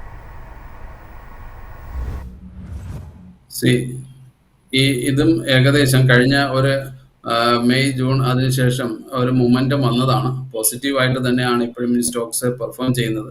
എനിക്ക് തോന്നുന്നു തീർച്ചയായിട്ടും ഒരു 2000 ലെവലിലേക്ക് കൊണ്ടുപോകാനുള്ള ഒരു സ്ട്രെങ്ത് ഇപ്പോൾ അതിന്റെ വോളിയം കാണിക്കുന്നുണ്ട്. ഇടയ്ക്കിടയ്ക്ക് മാത്രമാണ് വോളിയം ഇംപ്രൂവ് ചെയ്യുന്നത്. സോ എങ്കിൽ പോലും ഇപ്പോൾ വന്നിരിക്കുന്ന ഹെവി വോളിയംസ് ആണ്. കഴിഞ്ഞ ഒരു 2 വീക്സിന് മുമ്പ് ഇപ്പോഴും ഉണ്ടായിരിക്കുന്ന ഹെവി വോളിയംസ് ഉണ്ട്. ഇത് ഈ സ്റ്റോക്സിനെ 2000 ലെവലിലേക്ക് പുള്ള് ചെയ്യാനുള്ള സാധ്യതയുണ്ട്. കഴിഞ്ഞ കുറച്ച് ദിവസങ്ങളായി കുറഞ്ഞ മാസങ്ങളായിട്ട് നമുക്ക് നോക്കുകയാണെങ്കിൽ ഒരു പോസിറ്റീവ് മൊമെന്റം കണ്ടിന്യൂ ചെയ്യുന്നുണ്ട്. അത് തീർച്ചയായിട്ടും കണ്ടിന്യൂ ഉള്ള സാധ്യതയാണ്. അപ്പോൾ 2000 ലെവലിലേക്ക് നോക്കുക. ഇമ്മീഡിയറ്റ് സപ്പോർട്ട് നമുക്ക് പറയാൻ കഴിയുന്നത് 1640 ആണ്. Thank you so much Aneesh sir. Thank you so Suresh sir, നമുക്ക് ഏതായാലും മറ്റ് പ്രധാനപ്പെട്ട സ്റ്റോക്ക് ഡീറ്റെയിൽസിലേക്ക് കിടക്കാം. ജാസ്മിൻ, അതിനകത്ത് ആക്ച്വലി പല റിസൾട്ടുകൾ വരുമ്പോഴും ഒന്നില്ലെങ്കിൽ അത് ഒരു നല്ല റിസൾട്ട് ആയിരിക്കും അല്ലെങ്കിൽ മോശം റിസൾട്ട് ആയിരിക്കും എന്നുള്ളത്. പക്ഷേ 2 റിസൾട്ടിൻ്റെ കാര്യം ഞാൻ പ്രത്യേകിച്ച് നമ്മുടെ വ്യൂവേഴ്സിനടുത്ത് പറയാനായിട്ടുണ്ട്. ഒന്ന് ഈ വിപ്രോൻ്റെ റിസൾട്ട് ആണ്. ഇപ്പോൾ വിപ്രോൻ്റെ റിസൾട്ട് നമ്മളിന്ന് നോക്കുകയാണെങ്കിൽ വിപ്രോ എനിക്ക് തോന്നുന്നു ഇന്നൊരു ഏതാണ്ട് 3% അപ്പായിരുന്നു എന്നുള്ള കാര്യം എന്നറിയോ. വിപ്രോൻ്റെ Q1 റിസൾട്ട് നോക്കുകയാണെങ്കിൽ വളരെ സബ്ഡ്യൂഡ് ആയിരുന്നു. അതായത് മ്യൂട്ടഡ് ആയിട്ടുള്ള റിസൾട്ടാണ് Q1. അതായത് എൻകറേജിംഗ് ആയിട്ട് ഒന്നും തന്നെ ഇല്ല എന്നുള്ളത്. ബട്ട് അതിൽ ഇൻട്രസ്റ്റിംഗ് ആയിട്ട് വന്ന കാര്യം അവരുടെ മാനേജ്മെൻറ്റ് ഗൈഡൻസ് ആണ്. അവർ മാനേജ്മെൻറ്റ് ഗൈഡൻസ് പറഞ്ഞേക്കുന്നത് വെച്ചാൽ Q2 മുതൽ നല്ല രീതിയിലുള്ള ഇമ്പ്രൂവ്മെൻറ്റ് വരും എന്ന് പറഞ്ഞിട്ടുണ്ട് മാനേജ്മെൻറ്റ്. രണ്ടാമത്തെ ഗൈഡൻസ് പറഞ്ഞാൽ അവർ പറയുന്നത് second half will be much better than the first half എന്ന്. ഈ 2 കാരണത്താൽ തന്നെ ആ വിപ്രോ സ്റ്റോക്ക് ശരിക്കും പറഞ്ഞാൽ വളരെ ഒരു പോസിറ്റീവ് ബയസോട് കൂടിയാണ് നിൽക്കുന്നത് എന്നുള്ള. അത് മാത്രമല്ല അവരുടെ മാനേജ്മെന്റിന്റെ ആ ഒരു ക്വസ്റ്റ്യൻ സെഷനിൽ നമ്മൾ നോക്കുകയാണെങ്കിൽ ഈ ന്യൂ ഡീൽ വിൻ ഉണ്ടല്ലോ, പുതിയതായിട്ടുള്ള ഡീൽസ് ഏതാണ്ട് $5 ബില്യൺ അവർ വിൻ ചെയ്തിട്ടുണ്ടെന്നുള്ള. അപ്പോൾ അത് നമ്മൾ നോക്കുകയാണെങ്കിൽ ക്വാർട്ടർ ഓൺ ക്വാർട്ടർ, കഴിഞ്ഞ ക്വാർട്ടറും ഈ ക്വാർട്ടറും നോക്കുകയാണെങ്കിൽ ഈ $5 ബില്യൺ എന്ന് പറയുന്നത് ഏതാണ്ട് 24% അപ്പാണ്. ഇയർ ഓൺ ഇയർ നോക്കുകയാണെങ്കിൽ ഏതാണ്ട് 50% അപ്പാണ്, വിച്ച് ഈസ് വെരി ഹെൽത്തി എന്നുള്ള. അപ്പോൾ ആ ഒരു കാരണം കൊണ്ടാണ് നമ്മൾ വിപ്രോ ഓപ്റ്റിക്കലി നോക്കുമ്പോൾ Q1 വലിയ മോശമാണെങ്കിൽ പോലും എന്തുകൊണ്ട് സ്റ്റോക്ക് കയറുന്നു വെച്ചാൽ അതിൻ്റെ ഗൈഡൻസ് നന്നായിരുന്നു എന്നുള്ളതാണ് ഒരു കാര്യം. അപ്പോൾ ഇതാണ് എനിക്ക് വിപ്രോനെ കുറിച്ച് പറയാനുള്ളത്. 2 മിസ്അണ്ടർസ്റ്റുഡ് ചെയ്ത ഒരു വേറൊരു റിസൾട്ട് ഉണ്ട്. അതായത് നമ്മൾ ആക്സിസ് ബാങ്കിൻ്റെ റിസൾട്ട്. ഇപ്പോൾ ആക്സിസ് ബാങ്കിൻ്റെ റിസൾട്ട് നോക്കുകയാണെങ്കിൽ തീർച്ചയായിട്ടും ഒരു ഡിസപ്പോയിൻറ്റിംഗ് ഫസ്റ്റ് ക്വാർട്ടർ റിസൾട്ടാണെന്നുള്ള കാര്യത്തിൽ യാതൊരു സംശയമില്ല എന്നുള്ള. ബട്ട് മാനേജ്മെൻറ്റ് പറയുന്ന ഒരു കാര്യം ഉണ്ട്, അത് ശ്രദ്ധിക്കണം. ഒന്നാമത് നമ്മൾ അതിൻ്റെ റിസൾട്ട് നോക്കുകയാണെങ്കിൽ നെറ്റ് ഇൻട്രസ്റ്റ് മാർജിൻ എന്തായാലും കുറവാണ്. നെറ്റ് ഇൻട്രസ്റ്റ് മാർജിൻ നമ്മൾ എന്താ പറയുന്നത്, ആൾക്കാരുടെ കയ്യിൽ നിന്ന് ഡെപ്പോസിറ്റ് എടുക്കുന്നു, നമ്മൾ ഇൻട്രസ്റ്റ് കൊടുക്കുന്നു അല്ലേ. അതായത് നമ്മൾ ഫിക്സഡ് ഡെപ്പോസിറ്റ് എടുക്കുന്നു, നമ്മൾ ഇൻട്രസ്റ്റ് കൊടുക്കുന്നു. ഈ കാശ് ഉപയോഗിച്ചാണ് നമ്മൾ ലോൺ കൊടുക്കുന്നത് എന്നുള്ള, ആൾക്കാർക്ക് ലോൺ കൊടുക്കുന്നത്. അപ്പോൾ ലോൺ കൊടുക്കുന്ന കാശ് ഈ പറയുന്ന പോലെ ഡെപ്പോസിറ്റ് എടുക്കുന്നതിനേക്കാളും കൂടുതലാണ്. ഇപ്പോൾ കോർപ്പറേറ്റ് ലോൺ നമ്മൾ കൊടുക്കുകയാണെങ്കിൽ ഒരു 12%, 13%, പേഴ്സണൽ ലോൺ കൊടുക്കുകയാണെങ്കിൽ 10%, ഹൗസിംഗ് ലോണൊക്കെ 10%, എന്നാൽ നമ്മൾ ഡെപ്പോസിറ്റേഴ്സിന് കൊടുക്കുന്നത് 6%, 7% ഒക്കെ. ഈ വരുന്ന ഗ്യാപ്പാണ് ശരിക്കും പറഞ്ഞാൽ നെറ്റ് ഇൻട്രസ്റ്റ് മാർജിൻ എന്ന് പറഞ്ഞാൽ. ഈ നെറ്റ് ഇൻട്രസ്റ്റ് മാർജിനൊക്കെ ശരിക്കും പറഞ്ഞാൽ ഏതാണ്ട് 17 ബേസിസ് പോയിന്റ്സ് ഡൗൺ ആയിരുന്നു. അപ്പോൾ റിസൾട്ട് മോശമായിരുന്നു എന്ന് പറയാം. കാര്യം മാർക്കറ്റ് എക്സ്പെക്ട് ചെയ്തിരുന്നത് നെറ്റ് ഇൻട്രസ്റ്റ് മാർജിൻ ഏതാണ്ട് 12 ബേസിസ് പോയിന്റ്സ് ഡൗൺ ആവുന്നതാണ്. അതിനെക്കാട്ടിലും ഏതാണ്ട് 15%, അതായത് 45% കൂടുക എന്ന് പറഞ്ഞാൽ the result is very bad. But ഇതിനകത്ത് ഒരു ടെക്നിക്കാലിറ്റി ഉണ്ടെന്നുള്ള കാരണം നമ്മൾ അതിനകത്ത് നോക്കുകയാണെങ്കിൽ ശരിക്കും പറഞ്ഞാൽ ആ കമ്പനിയുടെ ക്രെഡിറ്റ് കോസ്റ്റ്, അതായത് ആക്സിസ് ബാങ്കിന്റെ ക്രെഡിറ്റ് കോസ്റ്റ് ഉയർന്നിരിക്കുന്നു, രണ്ടാമത് സ്ലിപ്പേജസും ഉയർന്നിരിക്കുന്നു. ഈ രണ്ട് കാരണങ്ങളും കൊണ്ട് പിന്നെ ഈ പറഞ്ഞ പോലെ നെറ്റ് ഇൻട്രസ്റ്റ് മാർജിൻ ഡൗൺ ആയതുകൊണ്ടും ആണ് നമ്മൾ ആ റിസൾട്ടിനെ മോശമാണെന്ന് പറഞ്ഞത്. പക്ഷേ മാനേജ്മെന്റ് പറയുന്നത് വെച്ചാൽ ഇത് ടെക്നിക്കൽ മാത്രമാണ്, ഇതൊരു വൺ ഓഫ് ആണ്, ഈ ക്വാർട്ടറിലെ മാത്രമാണ് എന്നുള്ളത് അവർ പ്രത്യേകം പറയേണ്ട കാര്യം. അവർ പറയുന്നത് വെച്ചാൽ അവർ അടുത്ത കാലത്ത് അവർ ശരിക്കും പറഞ്ഞാൽ ഒരു എന്താ പറയുക ഒരു അസറ്റ് ക്ലാസിഫിക്കേഷന് അവരൊരു ചേഞ്ച് ഉണ്ടാക്കി. അതായത് ഒരു അക്കൗണ്ടിങ് ഫോർമാറ്റ് എന്ന് വിചാരിക്കാം, ഒരു അസറ്റ് ക്ലാസിഫിക്കേഷൻ ഒരു ഫോർമാറ്റിന് ഒരു ചേഞ്ച് ഉണ്ടാക്കിയത് കാരണം അവരുടെ ശരിക്കും പറഞ്ഞാൽ പാറ്റ് ലെവൽ, അതായത് പ്രോഫിറ്റ് ആഫ്റ്റർ ടാക്സ് ലെവലിൽ ഏതാണ്ട് 600 കോടിയുടെ ഒരു ഇമ്പാക്റ്റ് വന്നു എന്നാണ് പറയുന്നത്. അത് മാത്രമല്ല പ്രൊവിഷൻസ്, അതായത് ഈ ബാഡ് ലോൺസിനൊക്കെ പ്രൊവിഷൻ വെക്കുമല്ലോ, അതിൽ ഏതാണ്ട് 800 ക്രോറും കൂടി കയറി വന്നു എന്നാണ് പറയുന്നത്. അപ്പോൾ 600 കോടിയും 800 കോടിയും കയറി വന്നപ്പോൾ റിസൾട്ട് ഓപ്റ്റിക്കലി മോശമായിട്ട് തോന്നുന്നു എന്നുള്ളതാണ് അവർ പറയുന്നത്. ഇത് വൺ ഓഫ് ഇൻസിഡന്റ് ആണ്, വരും ക്വാർട്ടറുകളിലും മാറും എന്നാണ് പറയുന്നത്. ഞാൻ നോക്കുമ്പോൾ സ്റ്റോക്ക് ഏതാണ്ട് 3 to 4% ഡൗൺ ആണെന്നുള്ള എന്ന് പറഞ്ഞ് ഇത് മേടിക്കാൻ പറ്റിയ ലെവലാണെന്നല്ല ഞാൻ ഉദ്ദേശിച്ച് പറഞ്ഞത്. ഞാൻ പറഞ്ഞ റിസൾട്ടിനകത്തുള്ള മൈന്യൂട്ട് ഡീറ്റെയിൽസ് നമ്മുടെ പ്രേക്ഷകരെ ഒന്ന് അറിയിക്കണം എന്ന് ആഗ്രഹമുണ്ടായിരുന്നു. അതായത് ചിലപ്പോൾ നമ്മൾ കാണുന്നതായിരിക്കില്ല കാരണങ്ങൾ, ചിലപ്പോൾ ഒരു കാരണം സംഭവിച്ചത് ഒരു വൺ ഓഫ് സിറ്റുവേഷൻ ആയിരിക്കും എന്നുള്ളത് പറഞ്ഞു വയ്ക്കുന്നു. അപ്പോൾ ഇത്രയും കാര്യങ്ങളൊന്ന് റിസൾട്ടിനെ ബേസ് ചെയ്ത് ഞാനൊന്ന് ആഡ് ഓൺ ആയിട്ട് ഞാൻ പറയുന്നു എന്ന് മാത്രം. പിന്നെ ജാസ്മിൻ പറഞ്ഞ പോലെ ഈ സ്പോട്ട്ലൈറ്റ് സ്റ്റോക്ക് അല്ലെ, ഇനി നമുക്ക് സ്പോട്ട്ലൈറ്റ് സ്റ്റോക്കിലെ പറയാൻ സമയമുള്ളൂ. ഇപ്പോൾ ഈ സ്പോട്ട്ലൈറ്റ് സ്റ്റോക്കിനെ കുറിച്ച് പറയാനായിട്ടുള്ള ഏറ്റവും വലിയ കാര്യം വെച്ചാൽ ഞാനൊരു 2 ദിവസം മുമ്പ് എൻ്റെ പല്ലിന് ശരിക്കും പറഞ്ഞാൽ എൻ്റെ പല്ലിന് ക്രൗൺ വെച്ചിട്ടുണ്ട്, റൂട്ട് കനാൽ ചെയ്തിട്ടുണ്ട്, ക്രൗൺ വെച്ചിട്ടുണ്ട്, ബ്രിഡ്ജ് വെച്ചിട്ടുണ്ട്, എല്ലാ കാര്യങ്ങളും ഒരു പ്രായമായ വ്യക്തിയുടെ എല്ലാ കാര്യങ്ങളും എൻ്റെ പല്ലിലുണ്ടെന്നുള്ള. അപ്പോൾ എൻ്റെ തന്നെ ഫ്രണ്ടായ ഡെന്റിസ്റ്റിൻ്റെ അടുത്താണ് ഞാൻ പോയി ചെയ്യുന്നതെന്നുള്ള. അപ്പോൾ എനിക്ക് 2 ദിവസം മുമ്പ് എനിക്ക് പല്ലുവേദന വന്ന കാരണം ഞാൻ ഡെന്റിസ്റ്റിൻ്റെ അടുത്ത് പോയി ചെന്ന് കണ്ടപ്പോൾ ശരിക്കും പറഞ്ഞാൽ എൻ്റെ അടുത്ത് പറഞ്ഞു, ഈ പറഞ്ഞ പോലെ ശരിക്കും പറഞ്ഞാൽ എൻ്റെ ക്രൗൺ കുറച്ചൊന്ന് തേഞ്ഞു പോയിട്ടുണ്ട്, ബ്രിഡ്ജും ഒക്കെ ഒന്ന് തേഞ്ഞു പോയിട്ടുണ്ട്, അത് നമുക്ക് പുതിയത് വെക്കണം, നമ്മൾ അന്ന് വെച്ചത് മെറ്റലാണ്, ഇന്ന് പുതിയ സാധനങ്ങൾ വന്നിട്ടുണ്ട് എന്നൊക്കെ പറഞ്ഞു, മെറ്റൽ ഫ്രീ സാധനങ്ങളൊക്കെ വന്നിട്ടുണ്ടെന്ന് പറയുമ്പോൾ തീർച്ചയായിട്ടും നമ്മുടെ ശരിക്കും പറഞ്ഞാൽ നമ്മൾ എന്ത് കാര്യങ്ങൾ കേൾക്കണമെങ്കിലും അതിനകത്ത് എന്താണ് സ്റ്റോക്ക് ഐഡിയ ഉള്ളതെന്നാണ് നമ്മുടെ തലയിൽ പോകുന്നതെന്നുള്ള. നല്ലതിനാണോ ചീത്തയൊക്കെയാണോ എന്നറിയില്ല. കൂടുതൽ ക്യൂസ് ചെയ്തപ്പോൾ എൻ്റെ സുഹൃത്ത് ദന്തിസ്റ്റിൽ നിന്ന് എനിക്ക് മനസ്സിലായ ഒരു കാര്യം ആണ് ശരിക്കും പറഞ്ഞാൽ ആ ഒരു കമ്പനിയെക്കുറിച്ച് പറഞ്ഞപ്പോഴാണ് ശരിക്കും പറഞ്ഞാൽ ഞാൻ സാധാരണ ഈ IPO-നെ കുറിച്ച് വലുതായിട്ട് നോക്കാറില്ല. ഈ IPO-നെ കുറിച്ച് വലിയ താല്പര്യമില്ല. അത് വേറെ IPO-ന് എതിരുണ്ടായിട്ടല്ല. ഞാൻ പറയുന്നത് വെച്ചാൽ നമ്മൾ സ്റ്റോക്ക് മാർക്കറ്റിലേക്ക് വരുന്നത് എന്തിനാ, ഒരു അണ്ടർ വാല്യൂഡ് ആയിട്ടുള്ള സ്റ്റോക്ക് മേടിച്ചിട്ട് അതൊരു ഓവർ വാല്യുവേഷൻ എത്തുമ്പോൾ ഉള്ളൊരു വെൽത്ത് ക്രിയേഷനാണ് നമ്മൾ ഉദ്ദേശിക്കുന്നത് അല്ലേ. ഇപ്പോൾ IPO എന്നൊക്കെ പറയുന്നത് ഓപ്റ്റിമം ലെവലിലാണ് അവർ ലിസ്റ്റ് ചെയ്യണമെന്നുള്ള, അതായത് ഫെയർ വാല്യുവേഷനിൽ മുകളിലാണ് ലിസ്റ്റ് ചെയ്യണം. അത് മാത്രമല്ല ലിസ്റ്റിംഗ് ഡേയിൽ ലിസ്റ്റിംഗ് ഗെയിൻസ് 24%, 28% കയറുമ്പോൾ ശരിക്കും പറഞ്ഞാൽ സ്റ്റോക്ക് അപ്പം തന്നെ ഓവർ വാല്യൂഡ് ആവണു എന്നുള്ള. അപ്പം നമ്മളെ സംബന്ധിച്ച് ശരിക്കും പറഞ്ഞാൽ ഒന്നില്ലെങ്കിൽ അണ്ടർ വാല്യൂഡ് ആയിട്ടുള്ള സ്റ്റോക്ക് മേടിക്കുക, അല്ലെങ്കിൽ നല്ല വാല്യുവേഷനിൽ നിൽക്കുന്ന സ്റ്റോക്കുകൾ എന്തെങ്കിലും വൺ ഓഫ് റീസൺസ് കാരണം താഴെ വന്ന് അണ്ടർ വാല്യൂഡ് ആകുമ്പോൾ നമ്മൾ മേടിക്കുക. ഇതാണല്ലോ ഒരു ഇൻവെസ്റ്ററെ സംബന്ധിച്ച് ഏറ്റവും വലുതായിട്ട് കിട്ടുന്ന ഓപ്പർച്യൂണിറ്റി. എന്നാൽ IPOs എല്ലാം പ്രീമിയംലി പ്രൈസ്ഡ് ആയതുകൊണ്ട് ഞാൻ IPO-ൽ നോക്കാറില്ല എന്നുള്ള. പക്ഷേ IPO-ൽ നല്ല സ്റ്റോക്സ് വന്ന് പ്രീമിയംലി പ്രൈസ് ആയിട്ട് ലിസ്റ്റ് ചെയ്തതിന് ശേഷം ആ സ്റ്റോക്ക് കറക്റ്റ് ചെയ്യുകയാണെങ്കിൽ ചിലപ്പോൾ നമുക്ക് നോക്കാം എന്നുള്ള. അങ്ങനെയാണല്ലോ സൊമാറ്റോ ഒക്കെ 45-50 രൂപയ്ക്കൊക്കെ നമുക്ക് അതിനോടുള്ള ഒരു സ്നേഹം കൂടിയതെന്നുള്ളത്. അപ്പോൾ അങ്ങനത്തെ ഒരു കാര്യങ്ങളൊക്കെ നിലനിൽക്കെ തന്നെ ഇദ്ദേഹം ആ പേര് പറഞ്ഞപ്പോഴാണ് എൻ്റെ തലയിൽ കത്തിയത്. അതായത് 2 കാരണങ്ങൾ കൊണ്ടാണ് ഞാൻ ഈ സ്റ്റോക്കിനെ നോക്കിയത്. ഒന്നാമത്തെ കാര്യം ഞാൻ ഇപ്പം തന്നെ പറഞ്ഞല്ലോ, അതായത് ഞാൻ എൻ്റെ ഫ്രണ്ടായിട്ട് അതായത് ഡെന്റിസ്റ്റായിട്ട് ക്യൂസ് ചെയ്തപ്പോൾ ഞാൻ കേട്ടൊരു പേരാണ് ലക്ഷ്മി ഡെന്റൽ. അപ്പോൾ LAXMI കേട്ടോ, LAXMI ആണ് ലക്ഷ്മി ഡെന്റലിന്റെ സ്പെല്ലിംഗ് എന്ന് പറഞ്ഞത്. ഈ ശരിക്കും പറഞ്ഞാൽ ഞാൻ അടുത്ത കാലത്ത് IPO വന്നതായിട്ട് ഞാൻ കേട്ടിട്ടുണ്ട്. അപ്പോൾ ഞാൻ തിരിച്ചു വന്ന് തീർച്ചയായിട്ടും ഞാൻ നോക്കിയപ്പോൾ ശരിക്കും പറഞ്ഞാൽ ജാനുവരി 2025 ശരിക്കും പറഞ്ഞാൽ ഇവർ ലിസ്റ്റ് ചെയ്ത് ഏതാണ്ട് ജാനുവരി 20, 2025 ലിസ്റ്റ് ചെയ്തതെന്നുള്ള. ശരിക്കും പറഞ്ഞാൽ ഓപ്പണിംഗ് ഡേ തന്നെ ശരിക്കും പറഞ്ഞാൽ ഏതാണ്ട് 28 to 29% കയറി ഏതാണ്ട് 550 റുപ്പീസിനാണ് അത് ക്ലോസ് ചെയ്തതെന്നുള്ളത്. IPO പ്രൈസ് എനിക്ക് തോന്നുന്നു ലോവർ ബാൻഡിൽ 407 രൂപയും ഹയർ ബാൻഡ് 428 രൂപയും, അതായത് 407 മുതൽ 428 വരെയുള്ള രൂപയിലാണ് IPO ബുക്ക് ബിൽഡിംഗ് ചെയ്തത്. എന്നാൽ ലിസ്റ്റ് ചെയ്തതിൻ്റെ അന്ന് നല്ലൊരു ബമ്പർ ലിസ്റ്റിംഗ് ആയതുകൊണ്ട് 28 to 29% കയറി 550 വരെ പ്രൈസിൽ പോയി ക്ലോസ് ചെയ്തു എന്നുള്ള. ഇപ്പോൾ ഏതാണ്ട് ഈ പറഞ്ഞ പോലെ ശരിക്കും പറഞ്ഞാൽ ആ കമ്പനി തന്നെ പറയുന്ന ഈ 407, 428 എന്ന് പറയുന്നത് കമ്പനിയുടെ മാനേജ്മെൻറ്റ് അവകാശപ്പെടുന്നത് വളരെ സ്ട്രാറ്റജിക്കലിയാണ് നമ്മൾ IPO-നെ പ്രൈസ് ചെയ്തത്, വളരെ ഓവർ വാല്യുവേഷൻ ഒന്നും ഇട്ടിട്ടില്ല എന്നുള്ള. അതുകൊണ്ട് തന്നെയാണ് ഞങ്ങൾക്ക് ലിസ്റ്റിംഗ് ഡേയിൽ ഇത്രയും ഹ്യൂജ് റണ്ണപ്പ് കിട്ടിയെന്നുള്ളത് മാനേജ്മെൻറ്റ് പറയുന്നു എന്ന് മാത്രം. ഏതായാലും നമ്മുടെ ഇൻട്രസ്റ്റ് അതല്ല. ഈ ലക്ഷ്മി ഡെന്റൽ എന്ന് പറഞ്ഞാൽ ശരിക്കും നമ്മൾ നോക്കുന്നുണ്ടല്ലോ, ഈ ഡെന്റൽ ഹെൽത്ത് കെയർ ബിസിനസ് കമ്പനിയാണ്. കാര്യം ആ പേരിൽ തന്നെ ഡെന്റൽ ഉണ്ടെന്നുള്ളതിന് അതിനകത്ത് സംശയമൊന്നുമില്ല. ശരിക്കും പറഞ്ഞാൽ നമ്മുടെ ഡെന്റിസ്റ്റുകൾ യൂസ് ചെയ്യുന്ന നമുക്ക് നമ്മുടെ ഒരു അസുഖമായിട്ട് ചെല്ലുമ്പോൾ നമുക്ക് ഈ ബ്രിഡ്ജ്, ക്രൗൺ ഇങ്ങനത്തെ സാധനങ്ങളൊക്കെ യൂസ് ചെയ്യുന്ന സാധനങ്ങൾ മാനുഫാക്ചർ ചെയ്യുന്ന കമ്പനിയാണ് ലക്ഷ്മി ഡെന്റൽ എന്ന് പറയുന്നത്. അതായത് 3 മെയിൻ ലൈൻ ഓഫ് ബിസിനസ് ആണ് അവർക്കുള്ളത്. ഒന്നെന്ന് പറയുന്നത് ഡെന്റൽ ലാബ്സ്. ഡെന്റൽ ലാബ്സിൽ അവർ ഉണ്ടാക്കുന്ന കാര്യം ഈ ശരിക്കും പറഞ്ഞാൽ ഡെന്റൽ ലാബ്സ് എന്ന് പറയുന്ന ഡിവിഷനാണ് ശരിക്കും പറഞ്ഞാൽ ഈ ക്രൗൺസും ബ്രിഡ്ജസും ഒക്കെ ഉണ്ടാക്കുന്നത്. ഈ ക്രൗൺസും ബ്രിഡ്ജസും ഒക്കെ നമ്മൾ കണ്ടില്ലേ, നമ്മുടെ സൈസിനനുസരിച്ച് കൊണ്ടുപോയിട്ട് ആ നമ്മുടെ പല്ലിൻ്റെയും നമ്മുടെ വായൻ്റെയും ഗമ്മിൻ്റെയും ഒക്കെ സൈസ് നോക്കിയിട്ടാണ് അവർ ചെയ്തു തരുന്നത്. കസ്റ്റം മെയ്ഡ് സാധനങ്ങളാണ് ഇത്. ക്രൗണും ബ്രിഡ്ജസും ആണ് ഈ ഡെന്റൽ ലാബ്സ് ഡിവിഷനിൽ അവർ ഏറ്റവും കൂടുതൽ ചെയ്യുന്നത്. ഇത് തന്നെയാണ് കമ്പനിയുടെ ഭൂരിഭാഗം റവന്യൂ, 61% റവന്യൂ ഈ ഡെന്റൽ ലാബ്സിൽ കൂടെയാണ് അവർക്ക് കിട്ടുന്നതെന്നുള്ളത്. അപ്പോൾ ആ ഡിവിഷന് ശരിക്കും പറഞ്ഞാൽ മാനേജ്മെൻറ്റും ബാക്കിയുള്ള ബ്രോക്കറേജസും എക്സ്പെക്ട് ചെയ്യുന്ന ഗ്രോത്ത് എന്ന് പറഞ്ഞാൽ ഒരു 21% ആണ് ഇയർ ഓൺ ഇയർ ഗ്രോത്ത് വരാൻ പോകുന്നത്. അപ്പോൾ ഡെന്റൽ ലാബ്സ് എന്ന് പറയുന്നത് അവർ ഒരു ഡിവിഷൻ. രണ്ടാമത്തെ പറഞ്ഞാൽ ക്ലീൻ അലൈനേഴ്സ്. ക്ലീൻ അലൈനേഴ്സ് എന്ന് നമ്മൾ പറയില്ലേ, ഈ തള്ളിയ പല്ലിനൊക്കെ നമ്മൾ പല്ലിന് കമ്പി കെട്ടുക എന്ന് നമ്മൾ മലയാളത്തിൽ വാക്ക് പറയും. അപ്പോൾ പണ്ടൊക്കെ എന്ന് പറഞ്ഞാൽ നമ്മൾ മെറ്റൽ കമ്പികളായിരുന്നു. ഇപ്പം അങ്ങനെയല്ല. ഈ പറഞ്ഞ പോലെ ഇൻവിസിബിൾ ആയിട്ടുള്ള ബ്രേസസ് ഉണ്ട്, നമുക്ക് കാണാൻ പറ്റാത്ത രീതിയിലുള്ള പുതിയ സ്റ്റൈലിഷ് ആയിട്ടുള്ള സാധനങ്ങൾ വരുന്നുണ്ട് എന്നുള്ള. അപ്പോൾ ശരിക്കും പറഞ്ഞാൽ ഈ ട്രാൻസ്പെറൻ്റ് ആയിട്ടുള്ള ബ്രേസസ് ആണ് ഇപ്പോൾ കൂടുതൽ ആൾക്കാരും യൂസ് ചെയ്യണമെന്നുള്ള.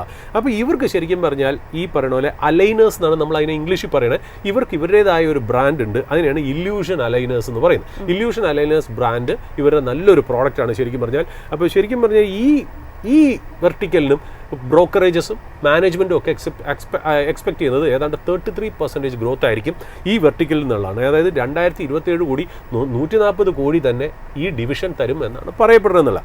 മൂന്നാമത് അവർ പീഡിയാട്രിക് ഡെന്റിസ്ട്രി. പീഡിയാട്രിക് ഡെന്റിസ്ട്രി എല്ലാവരും ഈ പീഡിയാട്രിക് ഡെന്റിസ്ട്രി ചെയ്യാറില്ല. അതായത് കുട്ടികളുടെ സാധനങ്ങൾ വളരെ എന്താ പറയുക സെൻസിറ്റീവാണ്. നമുക്കറിയാമല്ലോ, ഈ പറഞ്ഞ പോലെ സേഫ് ആയിരിക്കണം, ജെന്റിലായിരിക്കണം, സെൻസിറ്റീവ് ആയിരിക്കണം, അത് വേദന എടുക്കാൻ പാടില്ല. അപ്പോൾ അങ്ങനത്തെ പ്രോഡക്ട്സ് ഉണ്ടാക്കാമെന്ന് ഒരുപാട് കമ്പനികളൊന്നും ചെയ്യുന്നില്ല.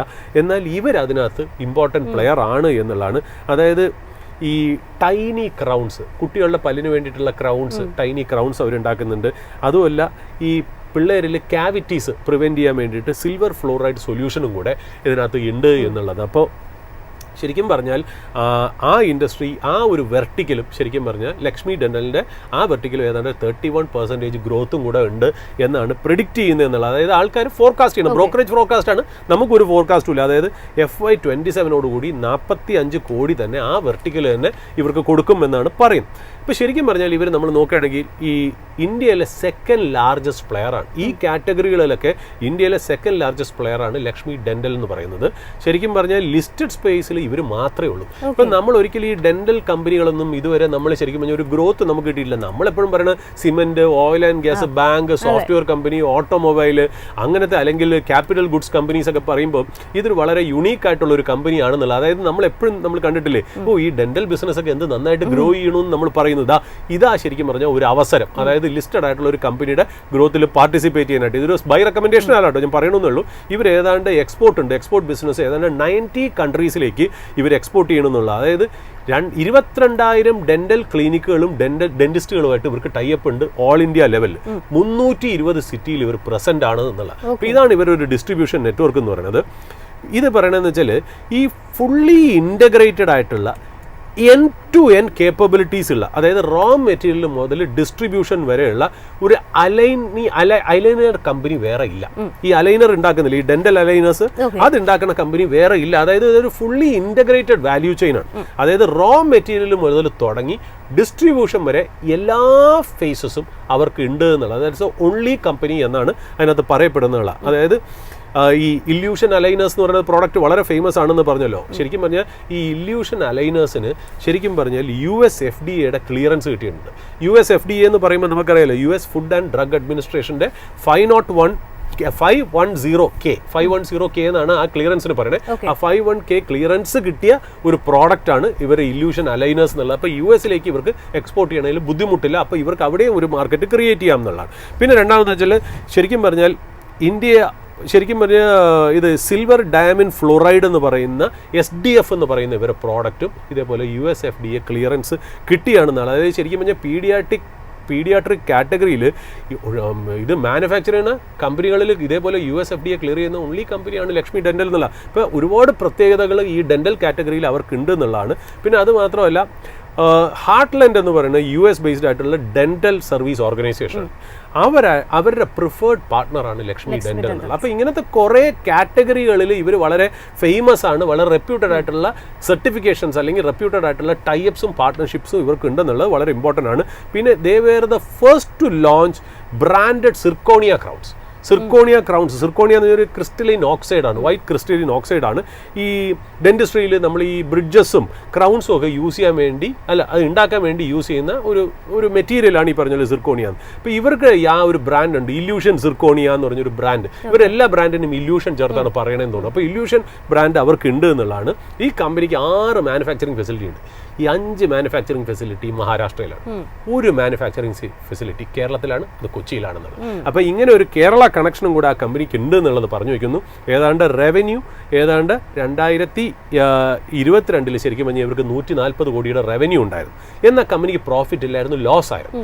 അവിടുന്ന് ആ കമ്പനി 2025 ആയപ്പോഴത്തേക്കും ഏതാണ്ട് 240 കോടി റവന്യൂ ആയി മാറി. അതായത് 140 240 കോടിയായി ഉയർന്നു എന്ന് മാത്രമല്ല, ഏതാണ്ട് പ്രോഫിറ്റ് 26 കോടിയോളം പ്രോഫിറ്റും കൂടി വന്നു എന്നുള്ളത്. അപ്പോൾ ഒരു മാർജിൻ എക്സ്പാൻഷനും കൂടെ ഈ കമ്പനിക്ക് സംഭവിച്ചു എന്നുള്ളത്. അപ്പോൾ ലാസ്റ്റ് 3 കൊല്ലം വളരെ നല്ല രീതിയിൽ ഗ്രോ ചെയ്ത ഒരു കമ്പനിയാണെന്നുള്ളതാണ്. എന്തുകൊണ്ടാണ് ഞാൻ ശരിക്കും പറഞ്ഞാൽ ഇതിലിപ്പോൾ നമ്മുടെ ഒരു ഫ്രണ്ട് ദന്തിസ്റ്റിൽ നിന്ന് കിട്ടിയ ഒരു ഇൻഫർമേഷനിൽ നിന്നും കൊച്ചിയിൽ ഇതിനൊരു മാനുഫാക്ചറിങ് ഫെസിലിറ്റി ഉണ്ടെന്നുള്ളതാണ് ശരിക്കും പറഞ്ഞാൽ എന്നെ കൊണ്ട് ഈ കമ്പനിയെക്കുറിച്ച് പെട്ടെന്ന് ഇത് പറഞ്ഞപ്പോൾ IPO വന്നല്ലോ. നമ്മൾ ഡെയിലി ഇങ്ങനത്തെ ന്യൂസൊക്കെ കാണുമ്പോൾ നമ്മളിത് മനസ്സിലാക്കുന്നതാണല്ലോ. അപ്പോൾ ഈ കമ്പനിയെ ഞാനൊന്ന് വാച്ച് ലിസ്റ്റിലേക്ക് ഞാൻ വച്ചിരുന്നു എന്നുള്ള. പിന്നെ ഞാൻ എന്തുകൊണ്ട് ഇത് പറയാനായിട്ടുള്ള കാരണം വെച്ചാൽ ഈ മോട്ടിലാൽ ഓസ്വാലില്ലേ ബ്രോക്കറേജ് അല്ലെങ്കിൽ റിസർച്ച് ഹൗസ്, ഈ മോട്ടിലാൽ ഓസ്വാലിനെ കുറിച്ച് നമ്മളെല്ലാവരും ഇൻഡസ്ട്രിയിൽ വളരെ വലിയൊരു സ്ഥാനമാണ് പറയുന്നത്. കാര്യം അവർ റിസർച്ച് ഡിപ്പാർട്ട്മെൻറ്റ് എന്നൊക്കെ പറയുന്നത് വളരെ നല്ല റിസർച്ച് ഡിപ്പാർട്ട്മെൻറ്റ്. കാര്യം എല്ലാ കൊല്ലവും അവരൊരു വെൽത്ത് ക്രിയേഷൻ സ്റ്റഡി നടത്തും. രാംദേവ് അഗർവാൾ ആണല്ലോ അവരുടെ ഹെഡ് എന്ന്. മോട്ടിലാൽ ഓസ്വാലും രാംദേവ് അഗർവാലും കൂടെ ചേർന്നാണ് മോട്ടിലാൽ ഓസ്വാൽ കമ്പനി. അതിൽ രാംദേവ് അഗർവാൽ ഒരു ചാർട്ടേഡ് അക്കൗണ്ടന്റാണ്, വലിയൊരു വെൽത്ത് ക്രിയേറ്ററാണ്. ഹീറോ ഹോണ്ട സ്റ്റോക്കിൽ ഏറ്റവും കൂടുതൽ വെൽത്ത് ക്രിയേറ്റ് ചെയ്ത ഒരു ഇൻഡിവിജ്വൽ ഇൻവെസ്റ്ററും കൂടെയാണ് രാംദേവ് അഗർവാൽ എന്ന്. അതുകൊണ്ട് വളരെ ക്ലീൻ ആയിട്ടുള്ള വല്ല കൺസർവേറ്റീവ് ആയിട്ടുള്ള ഒരു വ്യക്തിയാണ് മോട്ടിലാൽ ഓസ്വാൽ. അദ്ദേഹം എന്ന് പറയുന്ന ഈ കമ്പനിയുടെ മോട്ടിലാൽ ഓസ്വാലിന്റെ ബിസിനസ് ഒക്കെ മാനേജ് ചെയ്യുന്നു. റിസർച്ച് ഡിവിഷൻ രാംദേവ് അഗർവാൽ നടത്തുന്നു. മോട്ടിലാൽ ഓസ്വാലിന്റെ ബ്രാൻഡ് എന്ന് പറയുന്നത് വളരെ ട്രസ്റ്റബിൾ ആയിട്ടുള്ള ഒരു പേഴ്സൺ തന്നെ. അപ്പോൾ മോട്ടിലാൽ ഓസ്വാലിന്റെ റിസർച്ച് ഡിപ്പാർട്ട്മെന്റ് ഈ ഒരു IPOന് ശേഷം ഈ കമ്പനി കവർ ചെയ്തതാണ് എന്നെ അത്ഭുതപ്പെടുത്തിയെന്നുള്ളത്. സാധാരണ മോട്ടിലാൽ ഓസ്വാൽ ഇങ്ങനത്തെ ചെറിയ കമ്പനികളൊന്നും കവർ ചെയ്യാറില്ല. അപ്പോൾ ഈ പറഞ്ഞ പോലെ മോട്ടിലാൽ ഓസ്വാൽ പറയുന്നതെന്ന് വെച്ചാൽ മോട്ടിലാൽ ഓസ്വാലിന്റെ റിപ്പോർട്ടിൽ എൻ്റെ വ്യക്തിപരമായിട്ടുള്ള അഭിപ്രായമല്ല, അവർ അസൈൻ ചെയ്യുന്നത് ഫോർവേഡ് PE 43 ടൈംസ് ആണ്. 43 ടൈംസ് എന്ന് പറഞ്ഞാൽ അവർ പറയുന്നത് വെച്ചാൽ ഇന്ത്യയുടെ ഹെൽത്ത് കെയർ സെക്ടർ ട്രേഡ് ചെയ്യുന്നത് തന്നെ 43 ടൈംസ് ആണ്. അപ്പോൾ ആ ഒരു PE നമ്മൾ ഇതിലേക്ക് അപ്ലൈ ചെയ്യുമ്പോൾ ശരിക്കും പറഞ്ഞാൽ അവർ കൊടുക്കുന്ന ടാർഗറ്റ് 540 രൂപയാണ് എന്നുള്ളത്. 480 രൂപ എങ്ങാണ്ടാണ് തോന്നുന്നു ഇപ്പൊ അതിന്റെ വില തോന്നുന്നു അല്ലേ. അപ്പൊ ശരിക്കും പറഞ്ഞാൽ അവർ പറയുന്ന 2-3 കാര്യങ്ങളിൽ ഒന്നെന്ന് പറഞ്ഞാൽ ലിസ്റ്റഡ് സ്പേസിൽ അവർക്ക് വലിയ കോമ്പറ്റീഷൻ ഒന്നുമില്ല. അത് മാത്രമല്ല നല്ല ഗ്രോത്ത് അവർക്ക് വരും എന്നുള്ളതാണ്. അതായത് ഇപ്പൊ ഈ പറയുന്ന പോലെ അവർ പറയുന്നല്ലോ നല്ലൊരു ടെയിൽ വിൻഡ് ഈ ഇൻഡസ്ട്രിക്ക് ഉണ്ട് എന്നുള്ള. കാരണം അവർ പറയുന്നത് എല്ലാ ഈ മെറ്റൽ പ്രോഡക്ട്സ് ഉണ്ടല്ലോ, മെറ്റൽ മക്ക മാറിയിട്ട് മെറ്റൽ ഫ്രീ ആയിട്ടുള്ള പ്രോഡക്ട്സിലേക്ക് ആ ഇൻഡസ്ട്രി തന്നെ മാറുന്നത് ലക്ഷ്മി ഡെന്റലിന് ഭയങ്കര ഇമ്പോർട്ടൻ്റ് ആണ് എന്നുള്ള പറയും. പിന്നെ അത് മാത്രമല്ല അവരുടെ വർക്ക് ഫ്ലോ ഒക്കെ ഈ ഡിജിറ്റൽ ഡെന്റിസ്ട്രി ഇൻവോൾവ് ചെയ്തിട്ടുള്ള സാധനം, അതൊരു ഡിജിറ്റൽ ടൂൾസും ഒക്കെ ഉപയോഗിച്ചാണ് ഇവർ മുന്നോട്ട് പോകണമെന്നുള്ള. അപ്പോൾ ലാസ്റ്റ് 3 ഇയേഴ്സ് അവർ പറയുന്നത് വെച്ചാൽ റവന്യൂ ഡബിൾ ചെയ്തു, പ്രോഫിറ്റ് സ്കൈ റോക്കറ്റ് ചെയ്തു. പിന്നെ ഇതെല്ലാം ഈ പറയുന്ന പോലെ മാർജിൻ എക്സ്പാൻഷനും നടന്നു. അപ്പം മോട്ടിലാൽ ഓസ്വാൽ റിപ്പോർട്ട് പറയുന്നത് വെച്ചാൽ എല്ലാ ചേരുവകളും കൊണ്ട് ഈ കമ്പനിക്ക് ഒരു 60% ഗ്രോത്ത് ഒക്കെ ഇനി വരാനുള്ള ചാൻസുകൾ ഉണ്ട് എന്ന് പറഞ്ഞിട്ട് ഈ സ്മോൾ ക്യാപ് കമ്പനിയെ അവർ കവർ ചെയ്തു എന്നുള്ള കാര്യത്തിലാണ് ഞാൻ സ്പോട്ട്ലൈറ്റിൽ അവതരിപ്പിച്ചത് എന്നുള്ള.